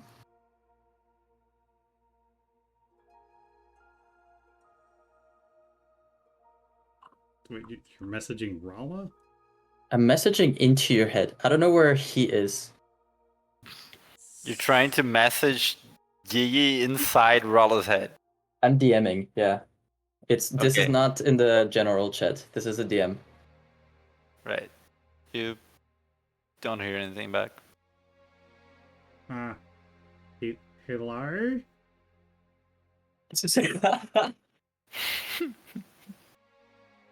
Who are you saying hello to? You just said hello to me.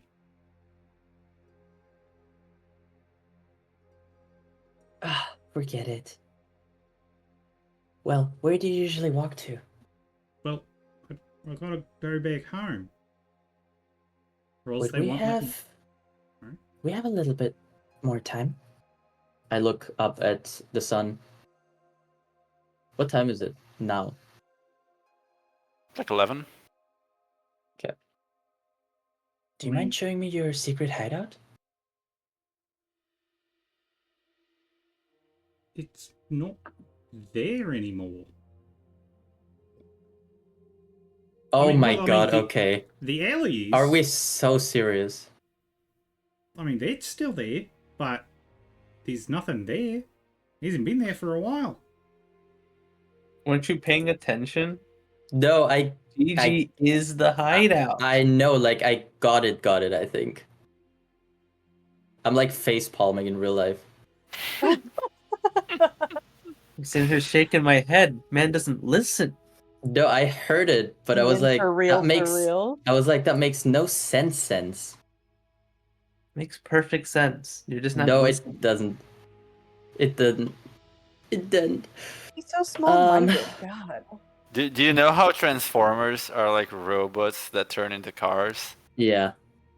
Yeah, it's like that, except it's a house that turns into a hammer. Are they robots Hell yeah. in disguise? Maybe it's a fucking mimic. Who knows, man? I don't know. Wait, Like that's literally the thought I just had. Okay, it transformed. It turned its appearance into something else. I don't know. Does no one know mimics? I think Noah would be aware of the general existence of mimics, yes. Can they ditto? Or is it just like one transformation per mimic? I don't know this. I think they're pretty fluid. Like they can choose to reform as they wish. You have a mimic familiar. I'm throwing myself out the window.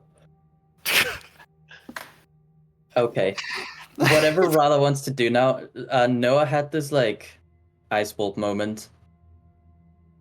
And I think he's just gonna take it as that for the time being. And he'll just say, alright, Rala, whatever else it is you need to do right now before we go back, I'll just come with you. Okay, as long as you're done being weird. You'll have to get used to that. Happens sometimes when I'm really deeply in thought.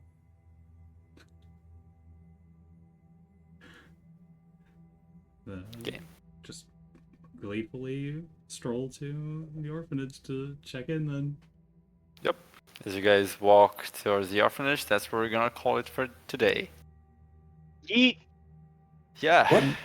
What are mimics? What are mimics? They're boggart. Aren't mimic. Half an hour ago, I was like, "Oh, we're reaching a good stopping point. Huh? They're gonna stop talking, and the rest is gonna end. We're gonna end the session." And then we had a 30-minute session of Noah just losing his fucking mind, trying to figure out what the hammer Noah is. just slowly crashing out in real time over GG. First I the have- gauntlet, now the hammer. I have so many questions about these talking objects. What are you Hey, talking as about? far as you know, the gauntlet's never spoken. Oh well, these like somehow thinking, Sentient. somehow sentient yeah, like what is this? I mean, I guess Where- Noah being a sentient object TM himself. Exactly. So I'm like wondering, No. what the fuck are we? Are you I my need- brother? Are we siblings? I need to give Lily a sentient thing, so she fits the theme. I'm good. That's true, because the looter has the armor. Yeah. Noah does not have a talking thing, and neither does Lily. We got two standouts. I am the right now. talking thing. God, no. I Am I am just the the Meister of talking. all you fuckers? Oh my god, what is this shit? I mean, technically, your eyes have like a semi-sentient sort of thing going on too. Ow, don't bite. Oh my god. Sorry, I'm being viciously attacked. Okay, I'm gonna go to sleep, fellas. Thank you for a session today. I'm spiraling That was after good, this thank you. session. Next week, I think we're gonna be on. Because Carnival only goes until Tuesday. It ends on Wednesday afternoon, actually. So I'm probably gonna be on unless I'm really hungover. I was about to be that Can guy we and be come like, back check "You it didn't morning of?" say it." Yeah, it's because like like Carnival actually ends on Tuesday, but on Wednesday people only have to go to work from 2 p.m. onwards, because That's crazy. because they know it's pointless to expect people to go to work in the morning. So the government literally went, no, you guys, it's fine. If you come to work at all, just come in the afternoon. That's fine. That's great. At all, they say. It's so funny to me that like you can be so degenerate, your government just has to give up. That's my favorite thing. They put condoms like everywhere. They're like, we're begging you, please don't use make these. babies. Please don't do this outbreak of ISTs. We know people are gonna they don't even try to stop people from banging out in the open on the streets. What? They I mean, in many places, just not in the middle of an avenue, but it's gonna happen. Behind How the many dumpster. condoms did they give the Olympians? Oh, a lot, right? I'm trying Yeah, to find the numbers. Tens of thousands. Because that's all the motherfuckers are doing in those villages. It's just big. 200,000 male condoms, 20,000 female condoms, 10,000 oral dams. Oh yeah. Oh no, it's- 300,000 condoms. God damn. 300,000. Oh, they have they get the colors. Wait, the rings. Anyway, That's great. so yeah, I think I'm gonna be there next Wednesday. But if I'm too fucked up to play, I will be telling you guys. But yeah, thanks for session. I'm gonna go to sleep. Sounds Bye-bye. Gucci. Farewell, Epic Gamer. You'll crashing over, GG. GG's a mimic. I can't wait till we get